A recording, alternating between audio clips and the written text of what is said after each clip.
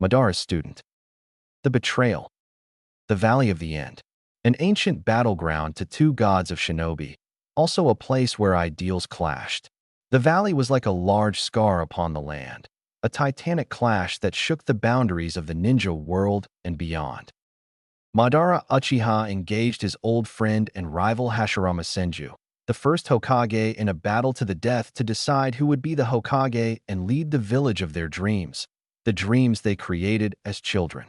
Armed with the power of the eternal Mangekyo Sharingan and the Kyuubi no Kitsune as his pet, Madara could very well win if he was battling a normal opponent.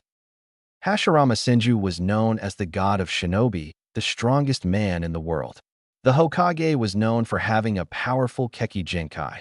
The wood release by simultaneously using water release and earth release was the Senju leader able to create forests and jungles in a barren landscape.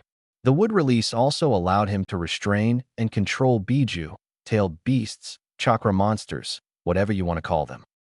The Kyuubi no Kitsune, one of the Nun Biju and the most powerful among them, was used as a tool by a human with amazing visual prowess.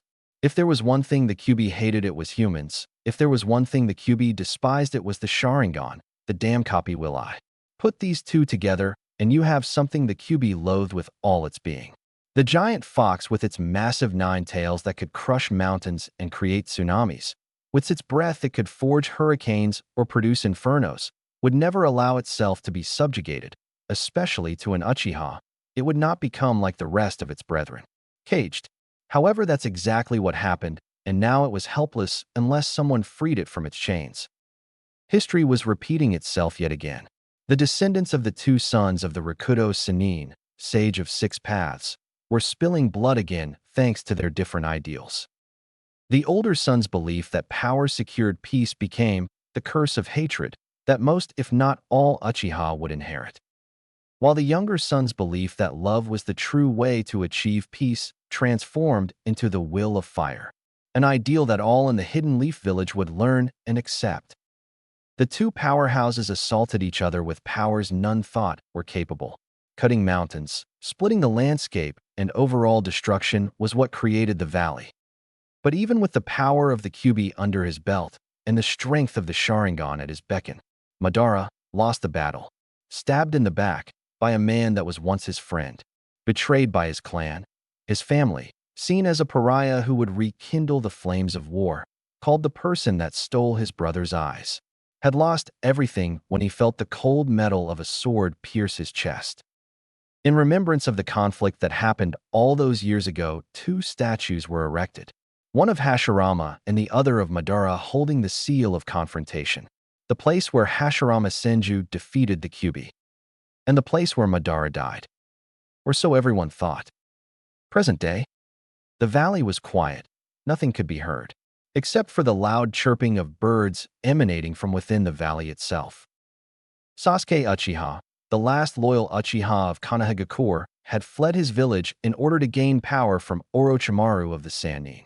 The reason why he was joining the treacherous snake was so he could become stronger to kill his older brother Itachi and avenge his clan that were massacred by said brother. He knew that at his current level he could never defeat Itachi even with the cursed seal of heaven, and he knew it. So he sought ever more power. Sasuke also left for other reasons, such as his teammate, Naruto Uzumaki, becoming stronger than him in a few months. And if there was one thing Sasuke disliked, it was being weak compared to other combatants, especially the dead last of his academy years. Naruto Uzumaki was a hyperactive, unpredictable, knucklehead blonde ninja that wore a hideous orange jumpsuit that screamed, "Kill me."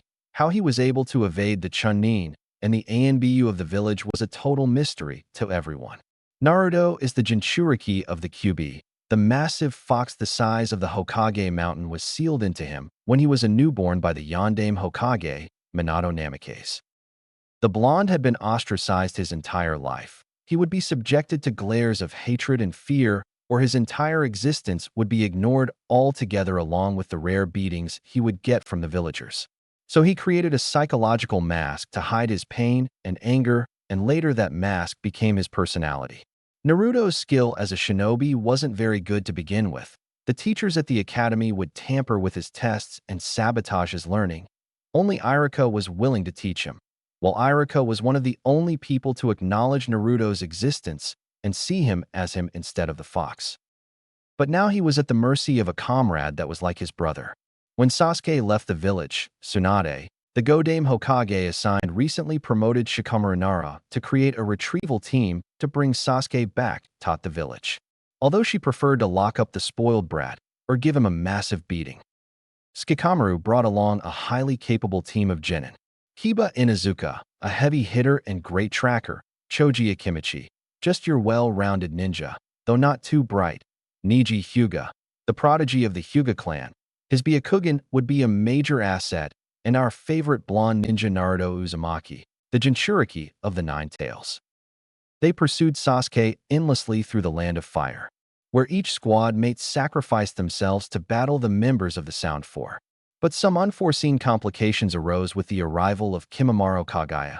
Naruto wasn't a challenge to subordinate of Orochimaru, and he was wasting time by battling him. He had to get to Sasuke. But with the timely appearance of Rock Lee was he able to go after Sasuke directly without interference. And now we find ourselves at the current time and place. Sasuke holding up Naruto in his right hand with the power of the cursed seal empowering him.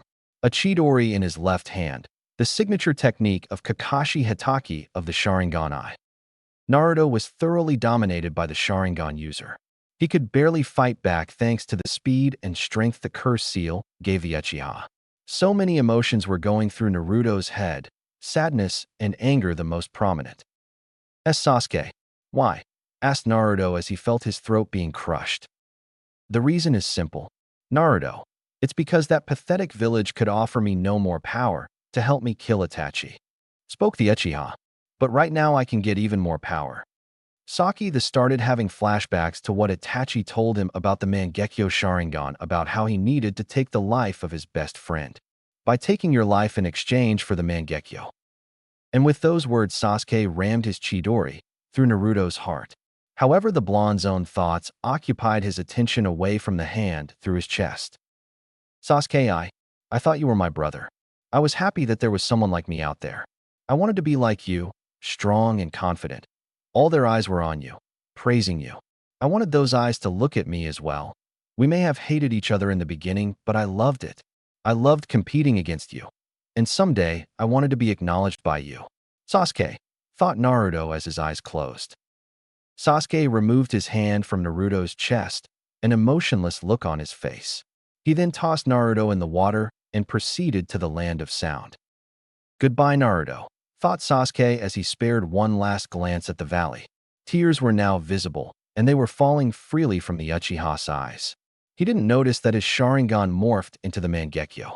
His Mangekyo consisted of 3 ellipses that converged on the pupil resembling an atom model. Taking the life of someone precious to you and regretting it was a price only an Uchiha could make. The Kyuubi was lying in its cage with the kanji for seal in the middle. Darkness was encroaching from every corner of Naruto's mind. The Kyuubi felt its own life slipping away with each passing second. The wound is too great for me to heal with my chakra. So this is how it ends, stupid brat. He got me killed, and now I'm going to die within your spawn Kushina. Curse you, Yondaime Hokage, for giving me this fate. I hope that pitiful village of yours was worth the price of your son. Shodame Hokage, your wretched will of fire has been extinguished, spat the Kyuubi to no one in particular. It closed its eyes as it died, its chakra discreetly dispersing around the world. As Naruto was floating above the river, a gaping hole within his chest, his thoughts were occupied by his pink-haired teammate. I'm sorry, Sakura. I wasn't able to bring him back. I just wanted to make you happy, and that I never got to tell you how I felt. Those were Naruto Uzumaki's final thoughts before the Shinigami claimed him and he drew his last breath of life. Unknown to anyone, there was a third party nearby. It watched the entire spectacle. This figure was wearing a black cloak emblazoned with red clouds. It had a Venus flytrap extension that covered its torso and head. It had short green hair and yellow eyes. One half of its body was completely white while the other half was black and lacked any facial features except a round eye. That was quite the fight. Shut up. That was the most one-sided fight I've ever seen. If only he called on the Kyuubi's chakra, he would have won. Compared to the power of Biju, Orochimaru's curse seal doesn't hold a candle to it, spoke the plant, human thing. Although, this could present us with an invaluable opportunity, spoke the black half. What do you mean? Inquired the white half. Although the Kyuubi's chakra has dispersed toward the corners of the world, its Jinchuriki's body is still, mostly intact, uttered the black half. Can you still elaborate? Asked the white half. I thought you were smarter than this. It doesn't matter. Jinchuriki are known to have massive supplies of chakra because their coils have to harden in order for their bodies to cope with the stress of the Biju's chakra, stated the black half. So this boy has large reserves of chakra. The black half seemed to sigh at its counterpart. Isn't that what it just said? Yes. The average chakra reserves for a Chunin-level Jinchuriki are greater than that of a Kage, said the black thing. However, there's more, because that Jinchuriki was among the last members of the Uzumaki clan, continued the black half.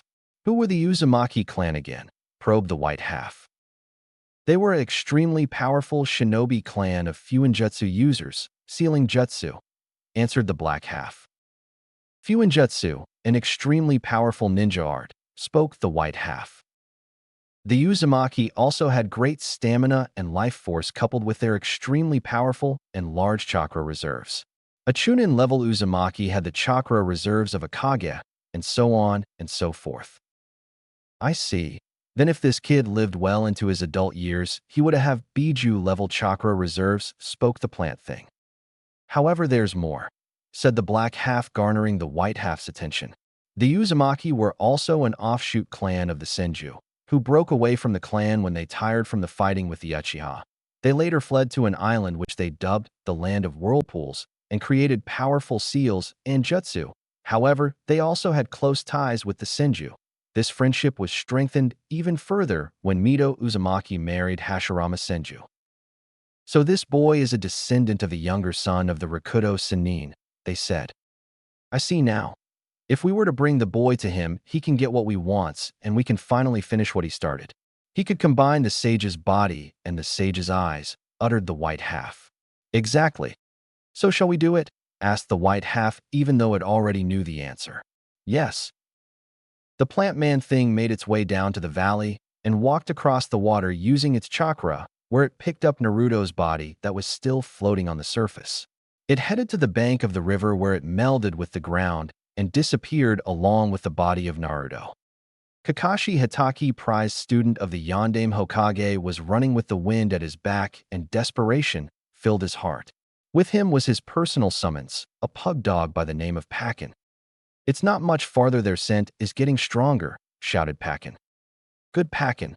I just hope we make it, said Kakashi, fear evident in his voice. Then the sight of the Valley of the End was in sight. However, it started to rain, which would complicate things for Kakashi. Double time, Kakashi, we're losing Sasuke's scent, yelled Pakin. At the rate they were going, they wouldn't be able to make it. Kakashi and Pakin burst forth from the tree line and gazed upon the valley. They made their way down into the basin at the feet between the two legendary shinobi. I'm sorry, Kakashi. I've lost his scent. The rain will wash away any trace of his scent, spoke Pakin dejectedly. But Kakashi didn't appear to hear him. The silver-haired man was searching the valley for any inkling of another person. Where's Naruto? Kakashi asked out loud. From what I can gather with my nose, Naruto's scent stops here. Even with the rain, I would still be able to get a general direction, but it's as I said, informed Pakin. It's likely that Naruto ended up in the river where his scent would be untraceable. Okay, Pakin, take the left side of the bank, and I will take the right. Bark when you find any sign of Naruto, commanded Kakashi. He had already lost one student. He wasn't going to lose another. The shinobi and his dog summons searched along the river for hours on end. They didn't find anything. In fact, they found nothing that can prove if Naruto was alive or dead. After 6 hours of scouring the banks of the river, they decided to head back to Konoha and see if any news on Naruto had survived. Or at least that was what Kakashi hoped for. Sasuke, Kabuto, and Orochimaru, who had recently traded bodies, were walking through their underground hovel. They passed by multiple people. Men, women, and children were locked behind bars, moaning and crying in pain and sorrow. Sasuke seemed unfazed by all the torture he was seeing. His own pain was far greater than theirs. I'm so glad you were able to make it to my base relatively unharmed. Sasuke-kun, drawled Orochimaru in his heavenly but vile voice. Just give me the power I desire, soon, spat Sasuke. Kabuto, who had been watching the interaction, was not impressed. Should I remind that you are speaking to Orochimaru-sama and that you should show proper respect? Snapped Kabuto as he grabbed Sasuke's shoulder, but flinched when he felt the intensity of the Uchiha's chakra. As such strong chakra, thought Kabuto as he shuddered from the touch. Yes, he's the one that shall be my next vessel. These next 3 years in the future are going to be quite intriguing indeed, thought Orochimaru gleefully as he licked his lips. How right he is. Kakashi had just returned to Konoha where he met Sakura at the gate just like she was last time. When she asked where Sasuke and Naruto were, he responded with, I don't know. Kakashi also noted that the rain that was at the valley seemed to follow him all the way back to the village. As he walked to the Hokage Tower, people were running around taking shelter hopefully to escape the downpour. Kakashi himself was cold and drenched to his very core. His gravity-defying silver hair was downcast and dark. Even though you couldn't see his face, you could tell that Kakashi wasn't doing so well on the inside. When he reached the tower, he was about to knock, but hesitated at the last second. How would he tell Tsunade of Naruto's disappearance? He knew that she didn't care about Sasuke at all. But the blonde, orange-wearing knucklehead was like a son to her. How would she take the news? Gathering all his confidence, he knocked on her door twice. He heard it come in from the other side. When he entered, he saw Tsunade working behind her desk, a bottle of sake on her right side. But something wasn't right. She had bags under her amber eyes as if stress had really gotten to her, and you could see some wrinkles on around her face. It seemed that she had dropped her special hinge just a little. Anything to report, Kakashi? She asked in a stalwart voice, snapping Kakashi from his wandering eyes. Yes, Tsunade-sama. I tracked the scent of Sasuke Uchiha with my personal Ninkan. Pakin. We found the scent when it started to rain that eventually diluted his scent, making it untraceable, reported Kakashi. Tsunade noted that something seemed off about his report, like something was eating at him. She looked down at her desk. She pondered asking this question, but she needed to know. And what of Naruto? Kakashi didn't say anything, but a red flag popped up in his head. What do you mean? Didn't Naruto arrive with the rest of his squad mates? Asked Kakashi fearfully. Tsunade seemed to deflate at this.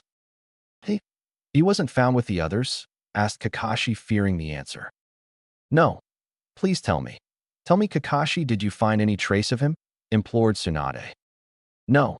Pakin and I searched the valley and the riverside, and we found no remnants of Naruto, only his scent which stopped at the valley. But Sasuke also wasn't there, but he's alive, replied Kakashi. I don't care about the spoiled Uchiha. Where is Naruto? Tell me, roared Tsunade. He's spoke Kakashi, but he was interrupted by the arrival of a new voice. He's dead. Kakashi and Tsunade turned to see Jiraiya sitting on the windowsill, his arms crossed, and he was angry unbelievably, so his visage was marred in an eternal sneer. What? The two other ninjas said at the same time. Thunder struck in the background, creating a sense of foreboding. It's true, I was contacted by Fukusuka-sama telling me that Naruto's name was taken off the summoning registration board at Myobo-Kuzen. He really is dead, said Jiraiya angrily. And he was killed by Sasuke Uchiha. Jiraiya spat the name like it was venom in his mouth. I stuttered Kakashi, but he was silenced by Jiraiya. Shut up. Remember back on the hospital roof on how you berated me on trying to teach Naruto how to protect himself, for he would need it when the Akatsuki would come after him, growled Jiraiya. But what did you teach Sasuke? That's right, you taught him a bunch of fire jutsus and the Chidori, a jutsu designed for killing. You may have sealed the cursed seal's dark effects, but you gave him the power to wield. It almost sounds like you wanted Sasuke to use that power. Kakashi just looked down at the floor in guilt. You didn't even bother to learn what nature affinity Naruto had. You just pushed him to the side and gave him to someone that openly despised him, while you taught the Uchiha how to properly kill someone, scolded Jiraiya. Minato never showed favoritism, not to you or any of your other teammates. This just proves to me that you're not fit to be a sensei, and now Minato's legacy is dead, all because you weren't bothered to teach him. I can understand because of Obito, but still the level of attention to Naruto was barely minimal. Jiraiya's words was like a sword piercing Kakashi's heart. The only thing you did teach him was to climb trees with your chakra, which is the basic necessity for all ninja, and all those useless teamwork exercises. Look how that turned out. I'm the only person that really taught him anything. I taught him one of his father's treasured jutsu, the Sharingan, and you berate me for teaching him what was rightfully his. Jiraiya nearly shouted. Tsunade didn't choose to intervene because Kakashi needed to hear this. She agreed on Jiraiya's assessment. Even though Sarutobi praised Orochimaru, he never showed any favoritism to him, or her, or Jiraiya. You can add this to the list of all the failures you have made in your life. You failed Minato, you failed Kushina, and you also failed Obito and Rin. Jiraiya stopped his verbal assault and turned toward the window. Minato would be disappointed, Kushina would be disappointed, Sarutobi-sensei would be disappointed. They would all be disappointed in you. I hope you have the guts to face them when it's your time to go, said Jiraiya as he jumped away from the Hokage tower. Hokage-sama, said Kakashi. Just leave. I want you out of my sight this instant. Don't show your face to me in another week, ordered the Hokage. Kakashi didn't look up, he just dragged himself out of the office. If you would look closely, you could see tears falling freely like a waterfall. Tsunade had her hands intertwined together, her eyes were overshadowed by her hair. Silent tears were crawling down from her eyes as she silently cried. Her cursed necklace had taken another one of her precious people, the boy who was like a son to her. She sobbed for hours because she wouldn't hear the hyperactive blonde's voice again. She wouldn't see the hideous orange jumpsuit he loved to wear. She would never see his big foxy smile, the smile that filled her with happiness, happiness that she would never feel again. She blames Sasuke, and she also blames Kakashi. But no matter how many people she would blame, nor how many times, it couldn't bring the whiskered blonde back to her. Kakashi was on his way to the memorial stone. He would go there every day to speak to his best friend Obito Uchiha, the person that gave him the Sharingan. Jiraiya's words hit him hard, but he was right. He failed Minato, he failed Kushina, he failed Rin, he failed Obito, and now he failed Naruto. Kakashi's life were only filled with failures. Kakashi-sensei, the copycat ninja, looked up and saw his last remaining student, Sakura Haruno. The pink-haired girl looked worried, like there was something on her mind that always seemed to bother her. Yo, Sakura, said Kakashi, downcast in sadness. Where's Naruto and Sasuke-kun? She asked curiously. He couldn't tell her here, not in the middle of a street. Follow me to the memorial stone, uttered Kakashi. Sakura nodded and followed after her sensei. When they reached the memorial stone, they didn't say anything until Sakura brought up a conversation to speak about.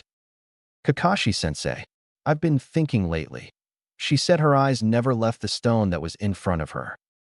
When I was waiting at the gates for Naruto and his team to come back, Ino asked me something. She asked me who I was waiting for, and I answered Naruto. I was waiting for him and not Sasuke-kun, she continued. Kakashi just listened to her now, telling her that Naruto was dead, was becoming harder, and his guilt was weighing heavily on him. I then started thinking about Naruto and all he's done for me. I was so cruel to him when he just wanted to be my friend. I berated him when he brought up an idea, and when Sasuke-kun suggested the same thing, I'd praise him for it, and not Naruto. I then remembered his promise to me. I could see he was hurt when I asked him to bring Sasuke back. I don't know whether he was hurt because he saw me so sad or whether it hurt him because he thought my heart belonged to someone else. But when he put aside his own feelings for my own, I was so happy. Happy because he was so selfless and caring. Now that I think about it, he never treated me in a bad way. To Kakashi, this was just becoming harder and harder with every word she said. I then remembered a time when we were younger. I was being bullied by these boys who were making fun of my forehead, but Naruto came over and defended me. Eventually, the boys beat him up. If it wasn't for my mom who came around the corner, they would continue beating him, so she stopped the boys hitting Naruto. But when she saw that it was him, she turned away and took my hand, saying to stay away from him. I was too young to understand. Maybe I'll never understand. Kakashi just let a few stray tears escape his eyes, knowing what her mother meant by stay away from him. Later, I became the one who would verbally hurt Naruto and put him down to make myself feel better. Sakura, Kakashi said, but she continued. When we became a Genin team, I was so happy that I was on Sasuke-kun's team. Later, I was sitting alone by myself when I saw Sasuke-kun. He complimented me on the one thing I hated, my forehead. But now when I look back at our time as a team, I realized that Sasuke would never say that to me, but it was something that Naruto would say. And now that I look back, I figured something out, that the one I truly love, the one that would sacrifice anything for me, even his own happiness, the one that stood by me the whole time is Naruto. I love Naruto, and when he comes back I'll tell him that, and then I'll share my feelings with him, she said with pure determination. I used to think that I knew what love was, but it was just some wayward crush. True love is putting one's happiness above your own, and that's what Naruto would do for me in a heartbeat. But I want to be happy with him. This was too hard for Kakashi. He would have to tell she deserved to know. So when will Naruto-kun and Sasuke-kun be back? She asked with unrestrained glee. That's the problem, Sakura, said Kakashi. The pink-haired girl was confused. Why was Kakashi so sad? There were complications on the retrieval mission, spoke Kakashi with his head still down. What do you mean? She was fearing the worst. What did Kakashi know that she didn't? Naruto is dead. Those words seemed to shatter glass. No, it can't be, she muttered as she took some steps back. Her eyes were now watering, and she felt this pain in her chest like someone clenching her heart. He was killed by Sasuke. That was the final nail in the coffin as Sakura's waterworks started to flow. She ran out of the training ground, leaving Kakashi alone. Kakashi didn't make a glance at the memorial stone. He was just filled with guilt. He dropped to his knees as his tears started again. Minato-sensei, I'm sorry I failed to protect your son, said Kakashi as he freely sobbed. No one had ever seen this side of Kakashi, not since Obito died. Shikamaru Nara was waiting in the hospital. No news had come in from his teammates. Even worse, there was no news on Naruto. He battled a powerful member of Orochimaru's elite followers. She used summons and a strange flute. If it wasn't for the arrival of Gaara's sister Temari, then he would be dead. The only injury he suffered was a broken finger. He saw something in the corner of his eye. Tsunade, the Godame Hokage, walking towards him. He could see visible tear streaks. Shikamaru, we need to talk. She now had his undivided attention. It's about Naruto. Hope seemed to fill Shikamaru until it was knocked down by the news she gave him. It can't be no. No, he shouted within the hospital. I will call a council meeting and then I will inform the village. I'm truly sorry, she said as she started crying again. She turned her back on the young Nara as kept chanting no. The council room was filled up. The semicircle-like table was in the middle with the heads of the respective shinobi council on the left and the civilian council on the right with the elders in the middle. Then Tsunade walked in slowly, her head down, which seemed to spark something in the minds of the shinobi council and the elders. Why have you called us today, Tsunade-sama? Asked Kohori Udatain, one of the Hokage's advisors. I came to inform you of the results of the retrieval team tasked with capturing Sasuke Uchiha and returning him to the village, she said emotionlessly. So has Uchiha-sama been returned to the village? Asked a fat member of the civilian council. No, the mission was a failure. It resulted with a shinobi being mildly injured, to another that would require care for a few weeks, 2 critically injured, and 1 death. So who were the shinobi that were wounded? Asked another civilian member. The one that was mildly wounded was Shikamaru Nara. The other that would require some treatment is Kiba Inuzuka, and the 2 that were critically injured were Choji Akimichi and Niji Hyuga, informed Tsunade. And who was the one death? Asked Hayashi Hyuga, generally curious. Naruto Uzumaki. He was killed by Sasuke Uchiha, choked Tsunade. When the civilian council heard the news, they immediately started to cheer, happy that the demon was gone and that Uchiha-sama saved us. When the shinobi council heard this, they were both saddened and repulsed. Saddened by the blonde's passing because they believed he was a pure soul who couldn't do anything that would make him evil. Because they weren't idiots, they knew the difference between a kunai and the scroll it was sealed into. And they were repulsed by the civilian council's total disregard to the blonde's life. The elders were worried. They had lost their Jinchuriki. Their military power had taken a nosedive. If word spread to the other nations that Konoha had lost its Jinchuriki, then the other nations may attack. Tsunade was barely controlling her anger at the stupidity of the civilians, until one of them asked a stupid question. Hokage-sama, we the civilian council request that a statue be erected to honor Uchiha-sama's great deed. Shut up? No, I will never create a statue for that spoiled brat. He just abandoned the village, joined Orochimaru, and killed a Konoha Nin, and I the Godame Hokage hereby declare Sasuke Uchiha a wanted nuke Nin, announced Tsunade, her anger overweighing her sadness. The Shinobi Council second this declaration, said Shikaku Nara. All this other shinobi clan heads nodded at this. Later the village was informed of Naruto's death and Sasuke's defection. Half the village were cheering and throwing parties in celebration of the death of the demon, while the other half were sorrowful because the blonde had done so much for them already. When Gaara heard the news, he was crushed. The first person that treated him like someone worthy of existence was dead. He made a vow that he would strive to become great to serve Naruto's legacy. He would not allow revenge to consume, but should he come across Sasuke Uchiha, he would not hesitate to kill him. Iriko was angry and sad, but mainly angry. The person that was like a younger brother to him was dead, and the idiotic villagers were celebrating. He knew what kind of life Naruto led. He acknowledged his suffering. But he was even more disappointed that Naruto's death was at the hands of another of his students. He decided to lock himself in his apartment, and no one had seen the scarred Chunin for a whole week before he revealed himself. To everyone around him, he was a mess. He had bags under his eyes and his cheeks, and eyes were red and puffy, probably from all the crying. Out of everyone that was informed of Naruto's death, Konohamaru took it the hardest. He locked himself in his room and hardly came out for a week until Naruto's funeral. The whiskered boy was like an older brother to him. For now he was gone, just like his grandfather, the Sandaime Hokage.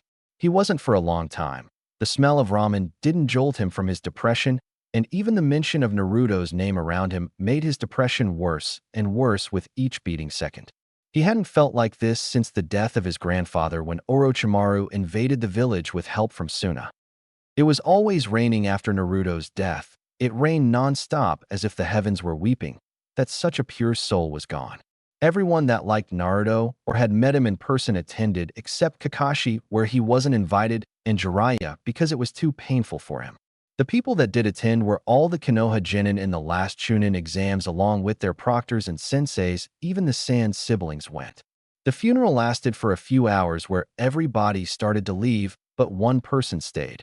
This person was Konohamaru Sarutobi. He just looked at the tombstone without a body. I promise that your sacrifice won't be in vain. I will continue your legacy and become stronger for your sake, Naruto Nizan, said Konohamaru as he made a promise he intended to keep. At Myobokuzen, the elder sage was in deep thought. How could someone like Naruto die so early? He secretly knew that Naruto was the child he spoke about in his prophecies. So why did the world think he was dead? Unless another force may have a hand in bringing Naruto back, and the elder knew that whatever it wasn't good. In a dark place stood a man with metallic purple eyes, with concentric rings surrounding his pupil. However, his body was distorted and it appeared like a rainbow. Then images of other people with different eyes, but the same distorted, appeared around him. All of them had one thing in common: they had black cloaks with red clouds on them. How long has it been since we were all together like this? Asked a tall man with beady eyes. 7 years, not since Orochimaru left the organization to pursue his idiotic goals, said a hunched person. So Orochimaru has the Sharingan. Hey Itachi, isn't that your little brother? Said another member. Itachi didn't visibly react to this jab, nor did he speak in any other way. The Kyuubi Jinchuriki is dead, said the plant-like member among them. Really, Zetsu? Who killed the Kyuubi Jinchuriki? Demanded the member with the ripple-like eyes in a dangerous voice. It was Sasuke Uchiha, Itachi's brother, answered the plant man now identified as Zetsu.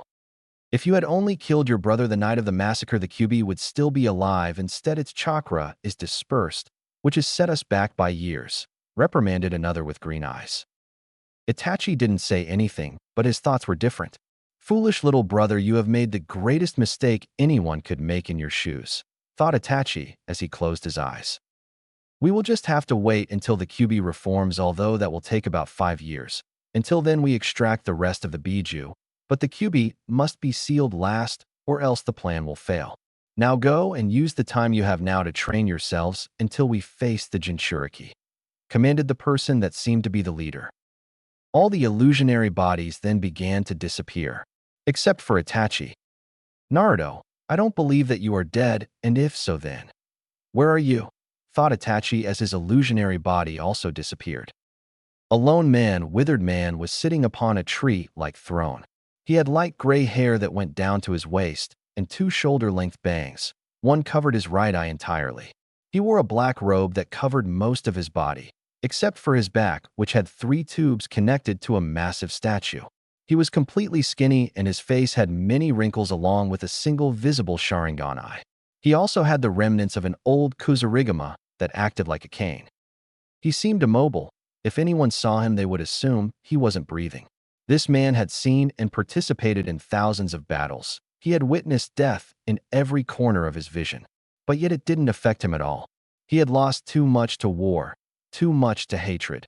He was once called a god, but now he was nothing more than a dusty scroll who had both of his feet in the grave but refused to die.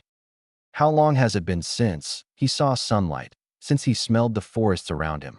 To him, time had no meaning, no purpose. He was just waiting, but for what exactly he didn't know. He hadn't seen the face of another person for he doesn't care how long. He seemed to be taken out of his thoughts as his subordinate, Zetsu, rose up from the ground.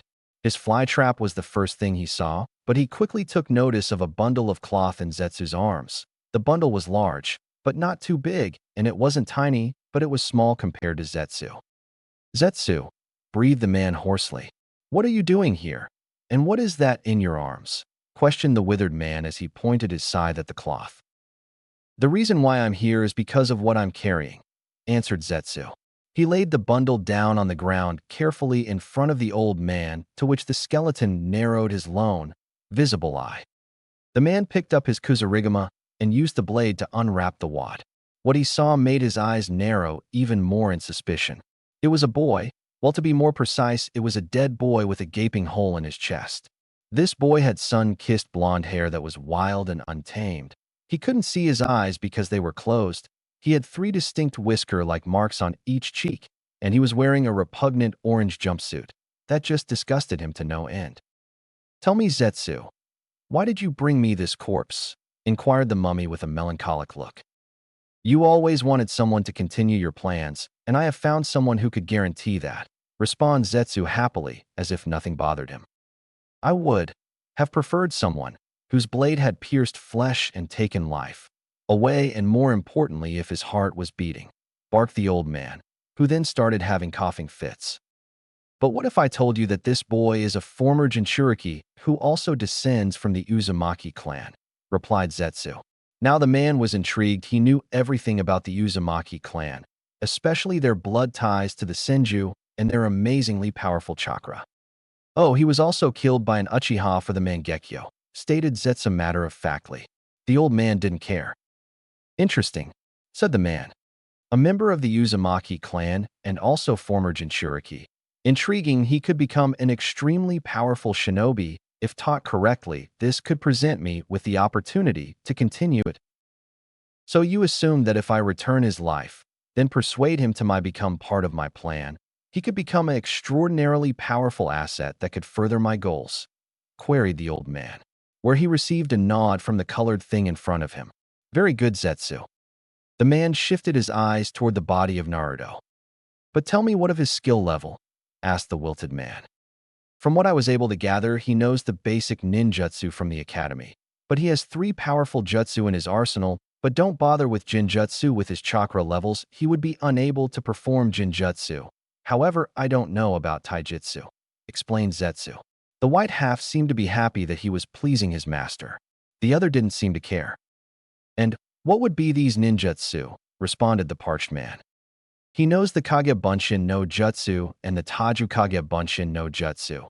Also, he knows a powerful A-rank ninjutsu that took its creator 3 years to develop, but it took him 1 week to master," claimed the 2 halves. Now the old shinobi was knee-deep in getting his hands on the boy. It didn't matter how much natural talent you had or how hard you worked. If you had the Kage Bunshin no Jutsu, it wouldn't matter, for you could learn 1 year's worth of experience in 6 months. And a jutsu he mastered in a week, an A-rank jutsu. He had a lot of potential from what Zetsu was telling him. You truly brought me a diamond among rocks, Zetsu. My faith is not given out easily, but you have earned it. His lone Sharingan shifted into a purple eye with multiple rings around his pupil resembling a ripple pattern. He went through a few hand seals before stopping at the snake seal and focused his chakra intensely.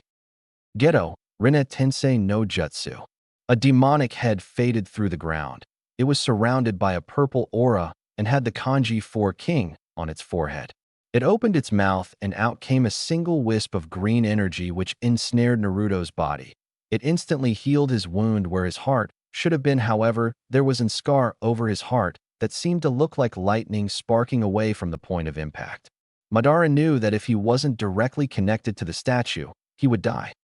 A few seconds passed, and one could hear heavy breathing coming from Naruto. He was alive, but he was unconscious. He will not awaken for a few more days, so? Zetsu began a blood transfusion. Zetsu nodded at his master's command and readied the necessary things required for a transfusion. A few hours later, the transfusion was a complete success. The man's blood was now running through this boy's veins, granting him the old man's gifts to be the boy's own. So tell me, Zetsu of the Uchiha that killed him? The old man was curious, but he needed Zetsu to confirm his suspicions. Who could I tell him, please see? Begged the white half to its black counterpart. Knowing that its other half was going to interrupt when it talked, the black half just let it speak whatever was on its mind. Fine. Well, the Uchiha was just, and he.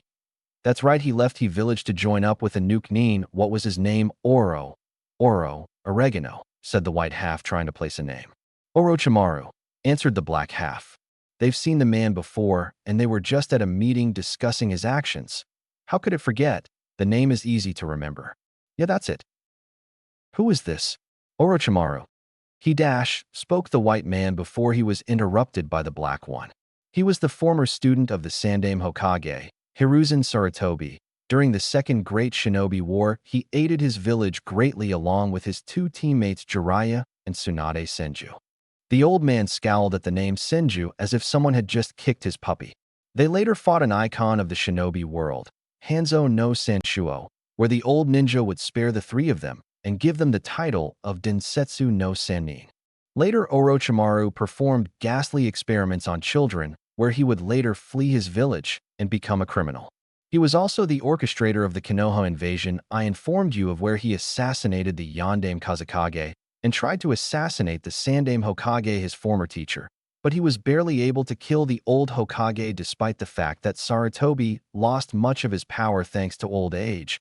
Orochimaru even went as far to revive his two predecessors, but their power was being limited at the time. Even still, the Sandaime came out on top when he sealed the two Hokage and took away the ability to wield hand seals by sealing Orochimaru's arms.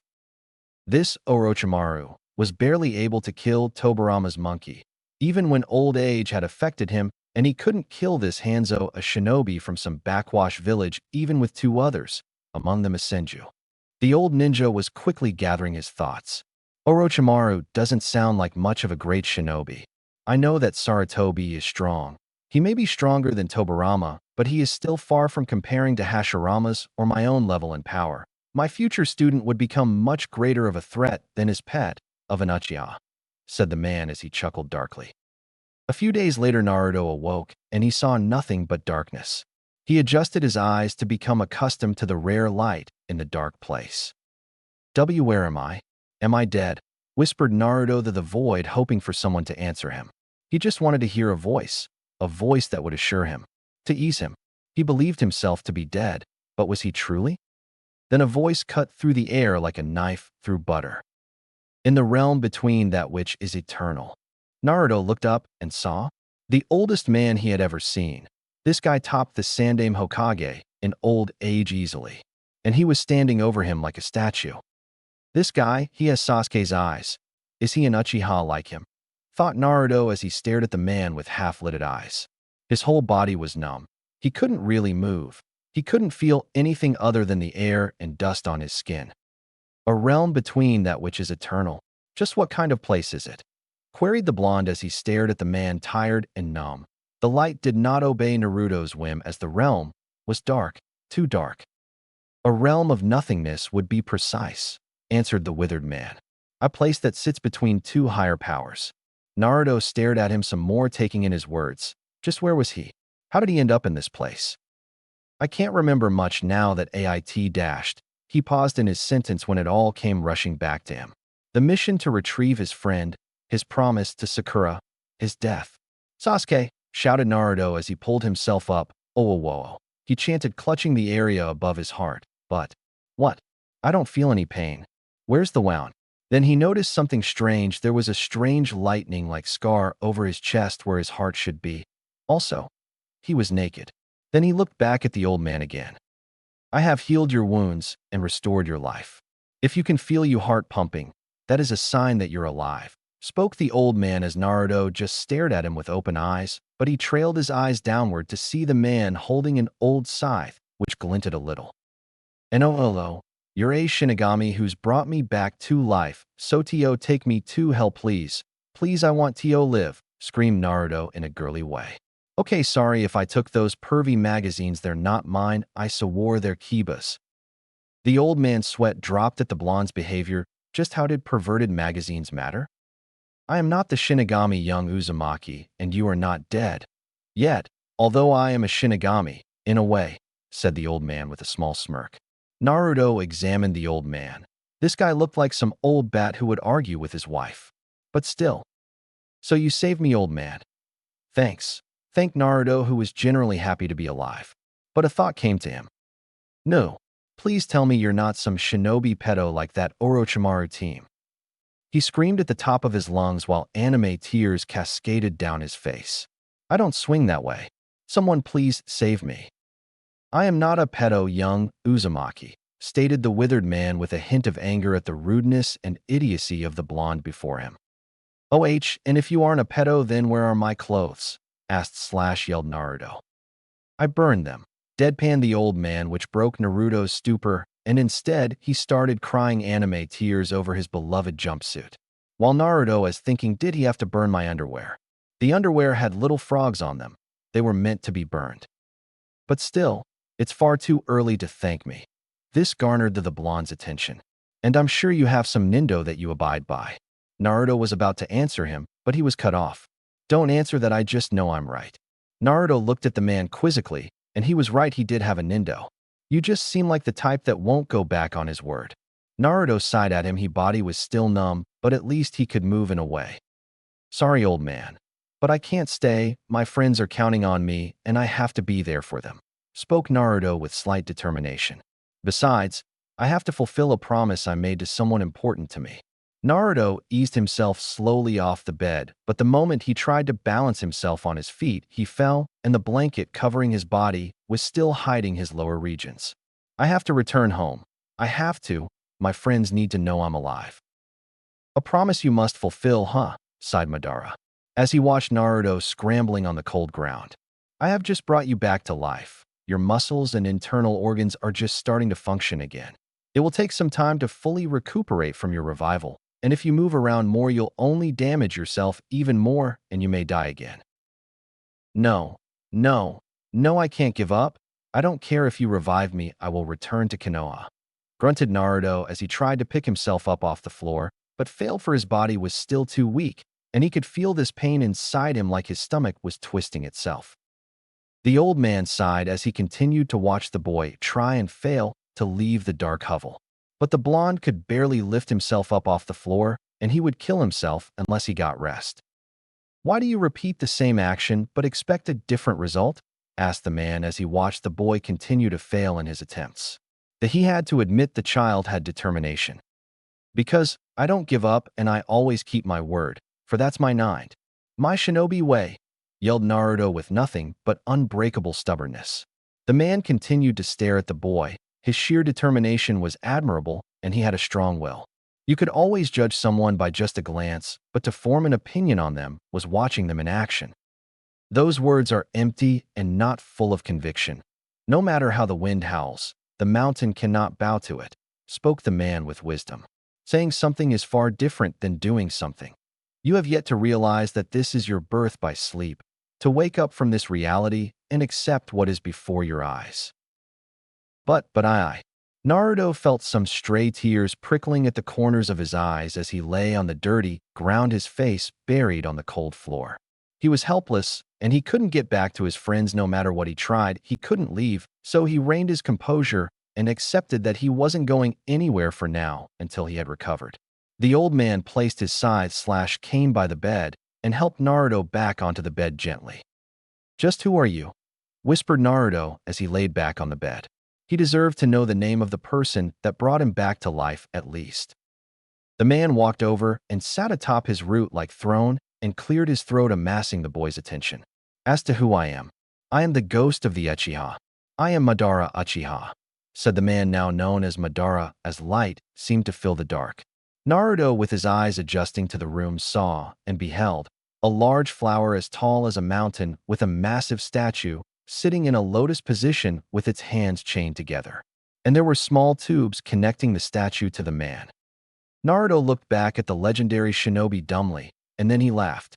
"Yeah, right, you're Madara Uchiha." As if Madara is dead. Madara's sweat dropped at the blonde. First of all, it was easier for him to believe that the old man was the Shinigami. Second, he originally thought he was a pedo. And third, he had the Sharingan. "Look into my eyes, Uzumaki." Naruto saw and beheld Sharingan eyes. One was hidden behind his bang. Naruto had forgotten about those eyes, where he chanted "stupid" multiple times in his head for not noticing them.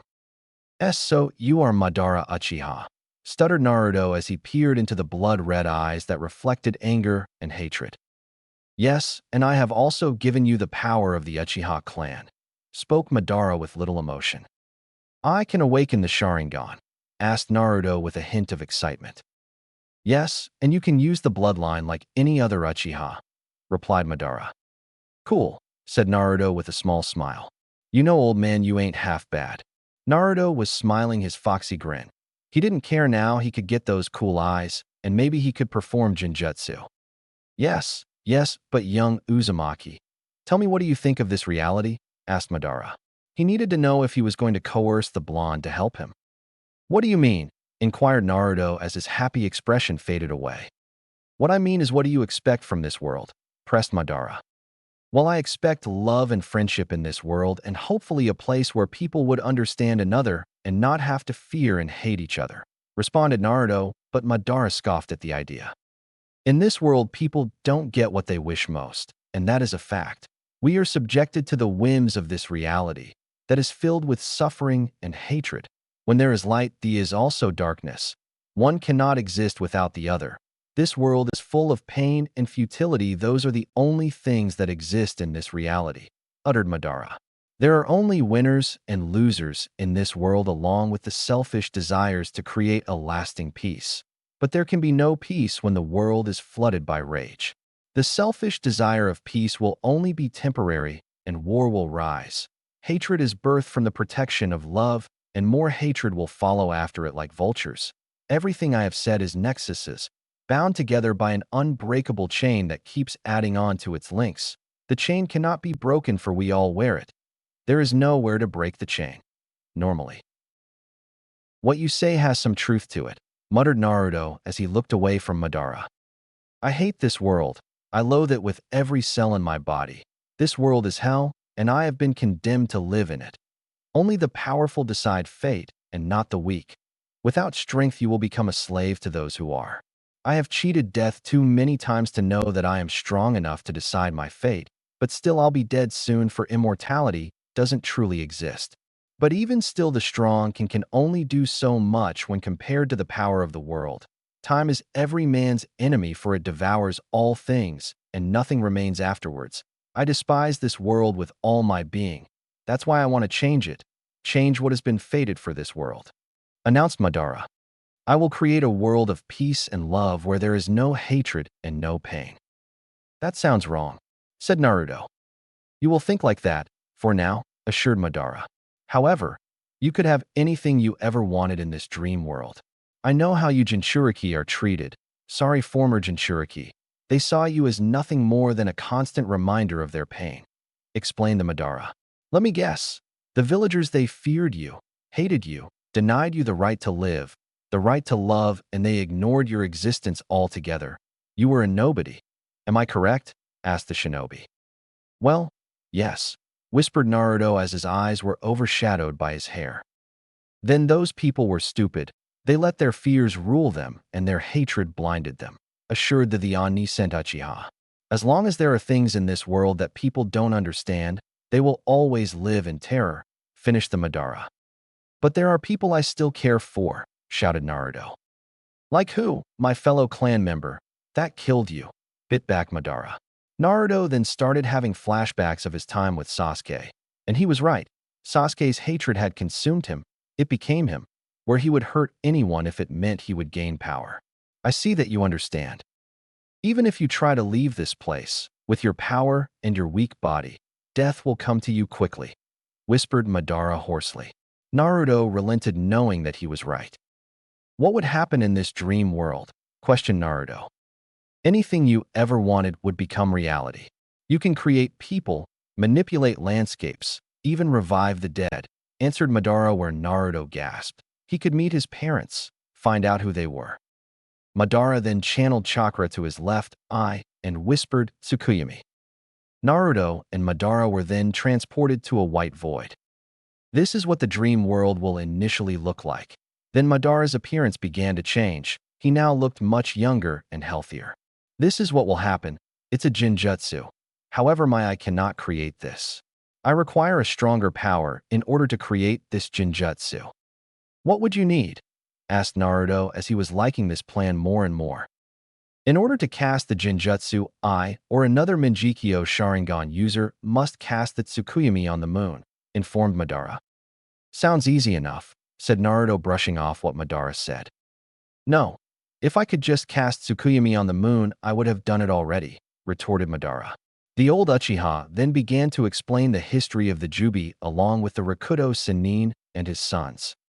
I see we require the power of the Jubi as a catalyst so we could cast the Tsukuyami on the moon, said Naruto, understanding everything he was told, surprising Madara with his intelligent talk. Exactly. However, in order to revive the Jubi, we need to combine the 9 Biju and seal them within the Geto Mazo, and then one of us would become its Jinchuriki, and we'd cast the Jinjutsu on the world, forcing everyone into the dreamscape, explained Madara. I have given you my blood, which will allow you to control the Geto Mazo. However, you require the Rinnegan to summon it. Naruto and Madara were now out of the Jinjutsu. Uzumaki, I gave you a second chance, so will you repay me someday? Queried Madara. Naruto's eyes were downcast and his hair was covering his eyes. But he nodded his head. This was the perfect chance for revenge against all those idiotic villagers. So, now is the time to ask. What is your first name? Asked Madara. My name is Naruto Uzumaki, announced the blonde Uzumaki, dropping his psychological mask. Maelstrom, that's a strong name.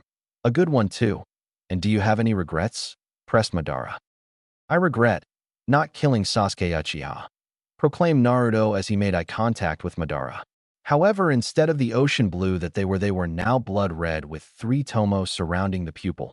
However, the pattern changed into a 3-pointed sides surrounding his red pupil. The eyes pattern almost looked like they hungered for death, to take lives almost like a Shinigami. Eyes reflected the person's soul. Those eyes reflected the need to harvest life itself. Very well, from today you are now my student. Naruto, said Madara with a small smile. Today we will commence the Eye of the Moon plan, said Naruto, and bring peace to this world. Heart of Fire. She was crushed. Why? The boy that had apparently loved her was dead. It hadn't been a month since a certain blonde ball of energy passed on. She wasn't the only one suffering. Hinata was too. She had a crush on the idiot, but she never had the courage to tell him. Now she had lost her chance as well. She was so useless. If only she may have been stronger, she could have been there to help Naruto. But no, she was busy fawning over someone that hated her. She was so blind to the obvious truth that the orange-loving kid with the ocean eyes saw her as the center of the world. But now he was gone, and it seemed the village just felt empty, devoid of emotion. A dark gray had cast itself over the village, leaving all the color behind in favor of the dull, lifeless color. The sun seemed to shine less brightly over the buildings and people, and its light was no longer warm and soothing to the touch, and it wasn't cold either, it was just in between. She missed the warmth she would feel every day, but the warmth she received when around him was almost like standing next to a sun. She never got that feeling when around Sasuke, to be precise. All he was, is, and will be, cold like the moon. The sun had lost its warmth and the wind was cold. It now rained more often ever since he died, and it was supposed to be called the land of fire, not land of sad rain. Now she knew how Mangekyo felt. But why did it rain more often than it ever has? Was the sky weeping and crying over the death of a person whose personality was almost skin to that of the sky, joyous and carefree, freedom unbound? All that space and to do everything you could to the best of their ability, he was like that. Uninhibited by the rules and laws of the world, making only rules for himself and only himself. No one would yell at him. He would get away with everything. Sakura sometimes felt like he was always so lucky to not have parents to yell at you or punish you. But did she really think like that? What if she would spend a week in Naruto's shoes and maybe she would understand how he would feel? There was a saying that she sometimes heard in the village: you can't truly understand someone until you walk a mile in their shoes. That statement rang true indeed. The village seemed to return to the status quo, but sometimes wounds took a lot longer to heal than others. Everyone had seemed to forgotten the blonde, but Sakura could see that they still had scars. It seemed like they hated the blonde for an as of yet unknown reason that the pinkette couldn't fathom. She always wondered why, but she felt that by discovering the secret would cost her more than it's worth. There was one person she would see every day. Someone who was closer to Naruto than she was, Konohamaru. After the orange-loving boy's death, she would check up on the Surtobi heir to see if he was trying to undo the pain in his heart. But she would be rejected and dejected every time when he would say, "I'm fine, just training." So she just left him on his own so he could cope with loss himself. But the one statement that pinched her chest was, "I will continue his legacy." That sentence seemed to spark something within her. It felt like there was an opportunity around the corner, but it was nagging at her mind. What was she supposed to do? The potential to be something great in his eyes. So he could look down and be proud of her and her accomplishments. That was something she wanted more than anything. She had sometimes dreamed of ending herself and going up to join him in the other life. But would that truly solve anything? The blonde spent every waking moment he could to make the village a better place. He gave away his money to orphans, the poor, and the downtrodden, obviously understanding how they felt. That was one thing she loved about him, his selflessness. He would do just about anything, just about anybody. He was like that, always helping people, no matter if they were friend or foe. Although he was always loud and exuberant, that was always something that made her giggle.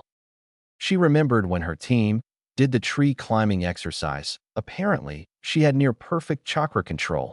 Wasn't there something that involved great chakra control? She couldn't remember, but she was sure it would come to her.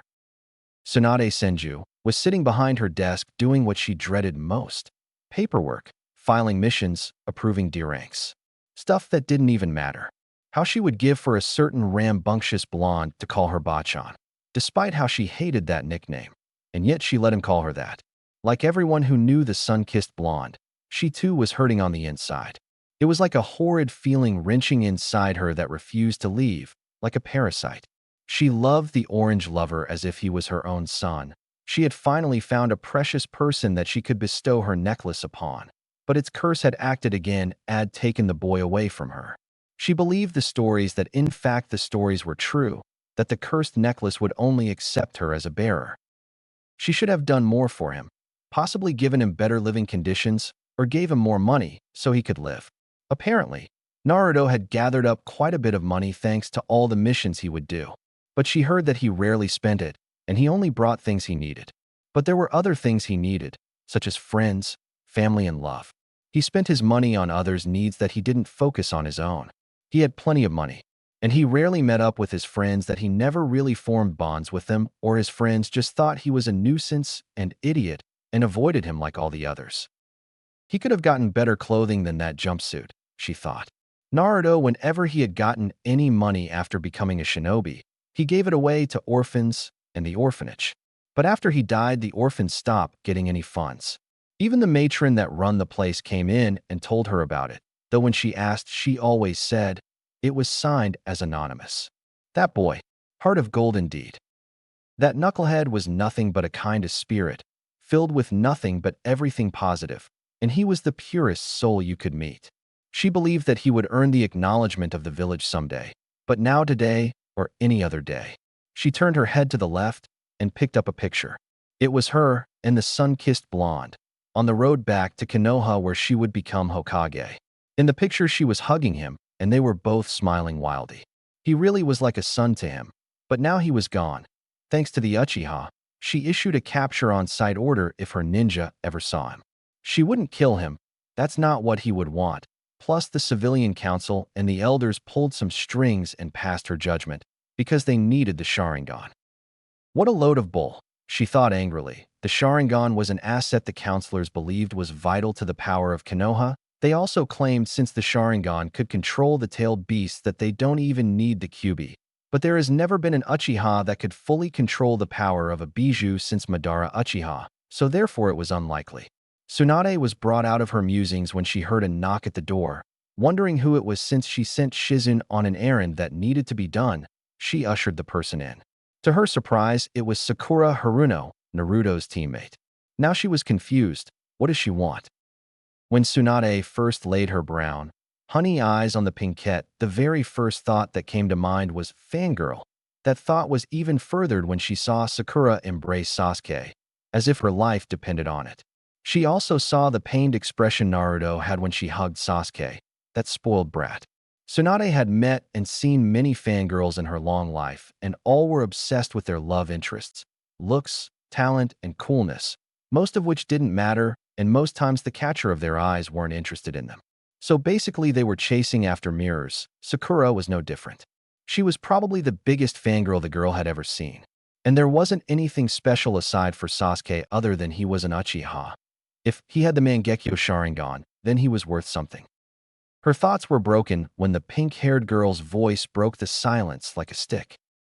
Tsunade-sama, I wish to speak with you, she said. The busted blonde-haired woman could tell that she was nervous. For one, their eyes hadn't connected, and two, the girl's body language was screaming guilt.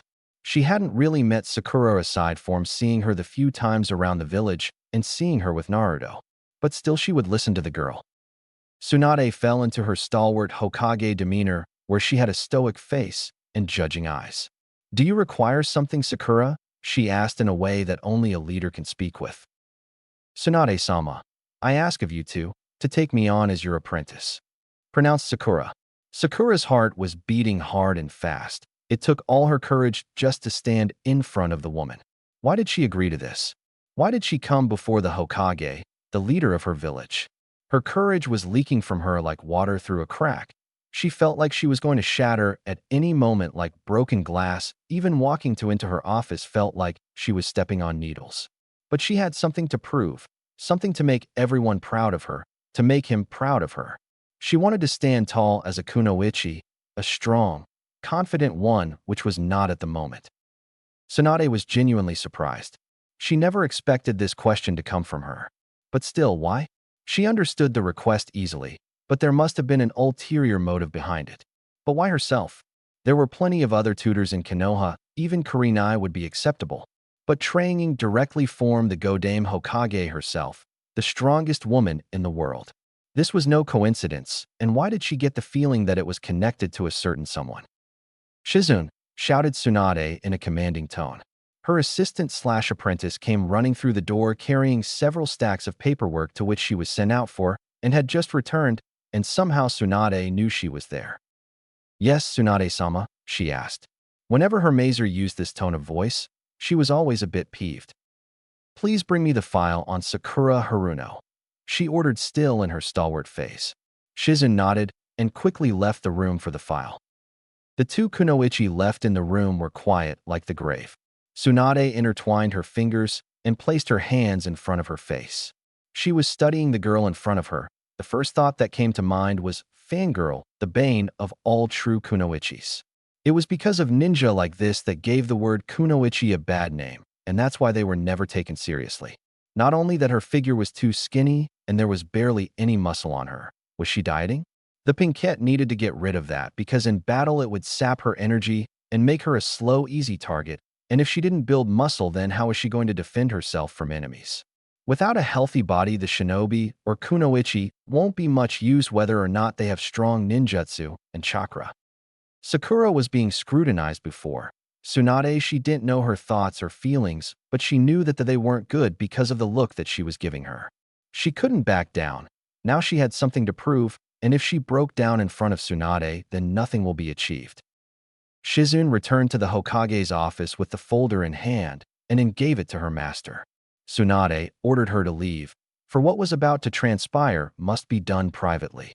Tsunade examined the folder before opening it.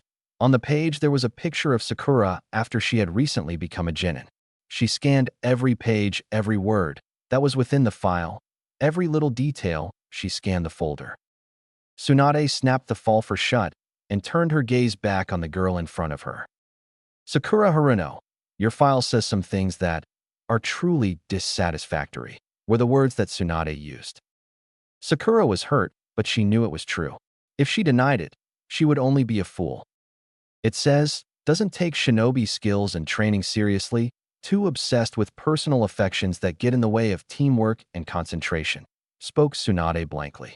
It also has reports on your missions and Chunin exam preliminary battle with Ino Yamanaka. In your mission reports mainly your first C rank turned A rank. It explains in detail about how over-reliance on teammates when faced with a superior adversary clouded judgment and stayed behind the scenes without participating once in team action to save their sensei, who was trapped. Then there's the report on your prelim match with Ino Yamanaka. Chosen words are pathetic, by Kurenai Yui. Barely has mastery of the basic academy jutsu, and showed no other skills other than below-average taijutsu, says Asuma Sarutobi, and disgrace to all kunoichi, says Anko Mitarashi, and who let her in the academy, says Ibiki Marino. Sakura's confidence was breaking fast. Everything she said was right, and she can't dispute that.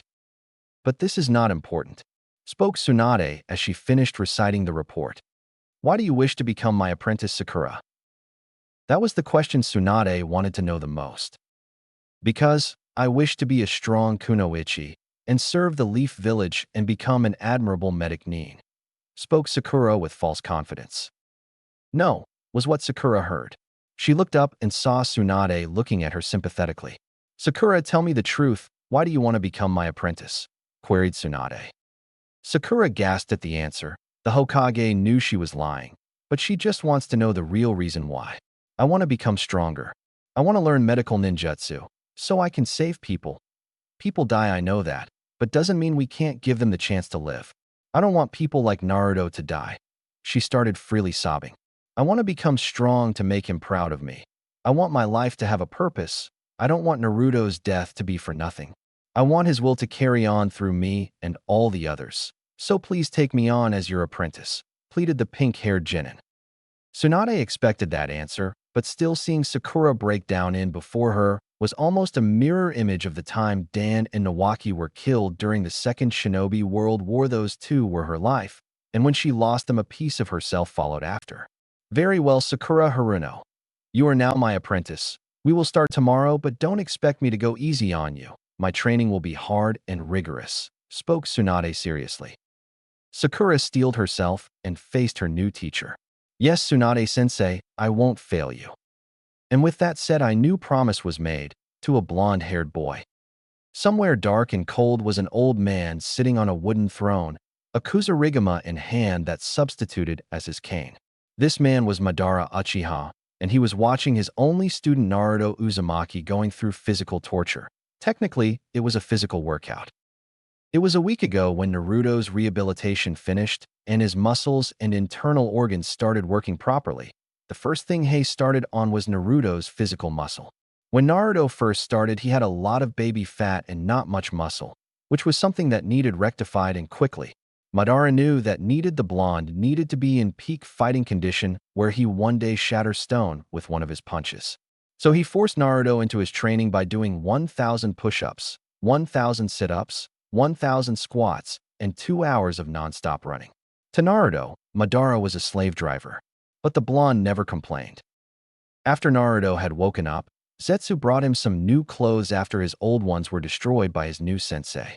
His new attire consisted of a leather vest, ombu-style pants, fingerless leather gloves, and a pair of black ninja sandals. When questioned how Zetsu got them, it didn't answer, but the white half did. It explained that the big flower was growing even more white Zetsus, and that the artificial humans can turn into other people, and they bought the clothes with fake money. So that was how Zetsu got the clothes. No more questions were asked.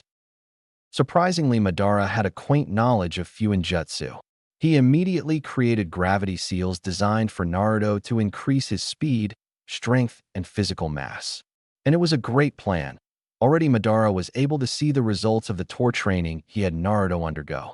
There was the faint buildup of muscle where the body parts that Naruto targeted someday that muscles would become hard as wood.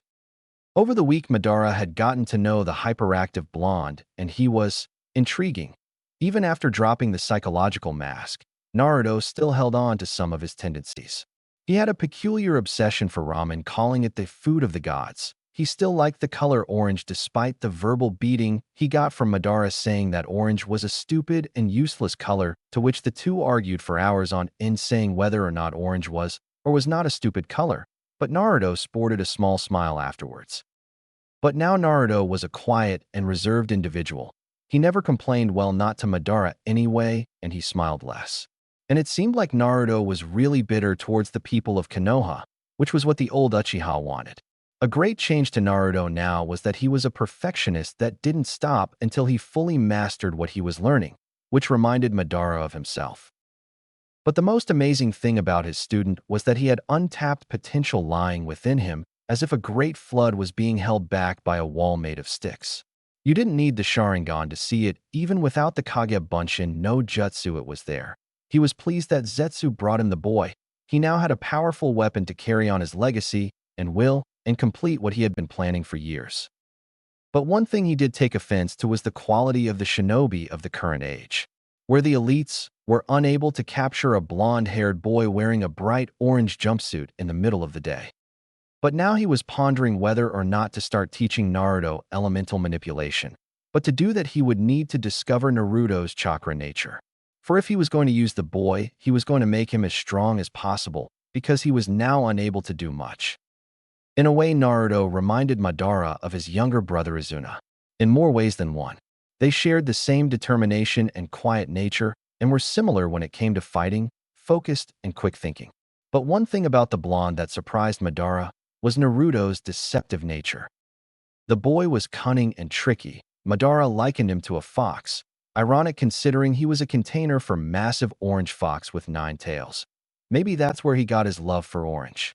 But this talent would certainly be a boon in the future. Madara never knew what Naruto was scheming. It was well hidden by a wall of words, but Madara had a feeling that Naruto was planning something. And speaking of the fox, it seemed that Naruto was able to retain his incredible healing ability. Now he could use the Shadow Clone Jutsu to full effect without any negative drawbacks. The future, thought Madara. The ancient Uchiha knew he didn't have much time left, even while connected to the statue that was keeping him alive. He had about 3.5 years left before the statue stopped, giving him chakra to sustain himself. But there was one thing on Madara's mind that gave him pause. The Kyuubi attack. The beast was sealed in the boy by the Yondaime Hokage, but why would the fox just randomly attack the village when it had the chance to escape and be free? By attacking the village, it had another chance to be sealed again. Unless someone was controlling it, couldn't have been his enemy, Hashirama, because he was dead and Zetsu told him he was sealed. So who could it have been? Another Uchiha? Zetsu, yelled Madara hoarsely. In a few minutes, he could see the Venus flytrap that opened up to expose his head. Yes, asked the black half. Why did Madara call for him the last time he visited? Was when he gave Naruto his new clothes. Find out everything you can about the Kyuubi attack 13 years ago, and see what could have caused it and who was controlling it, commanded Madara. The white half was confused. Why would he care about the Kyuubi attack? But the black half understood fully. I'll check it out, said the black half. He was about to sink in. He ground before the white counterpart spoke up. Oh, and hey, race the papers you wanted, spoke the white cheerfully. It handed Madara the papers and sunk into the ground. Madara examined the papers. Yep, perfect. Naruto, called Madara. Naruto stopped on his 924th push-up and just stared at his sensei curiously. Madara called him over and began to explain chakra natures and affinities. Naruto, you see this in my hand, said Madara. Naruto just stared at the papers. What was so special about them? They were just papers. Pieces of paper, he answered blankly. That was another thing about him that was new after dropping the mask. Naruto was now devoid of emotion, or he just never revealed his emotions, but Madara believed it was the latter. Yes and no.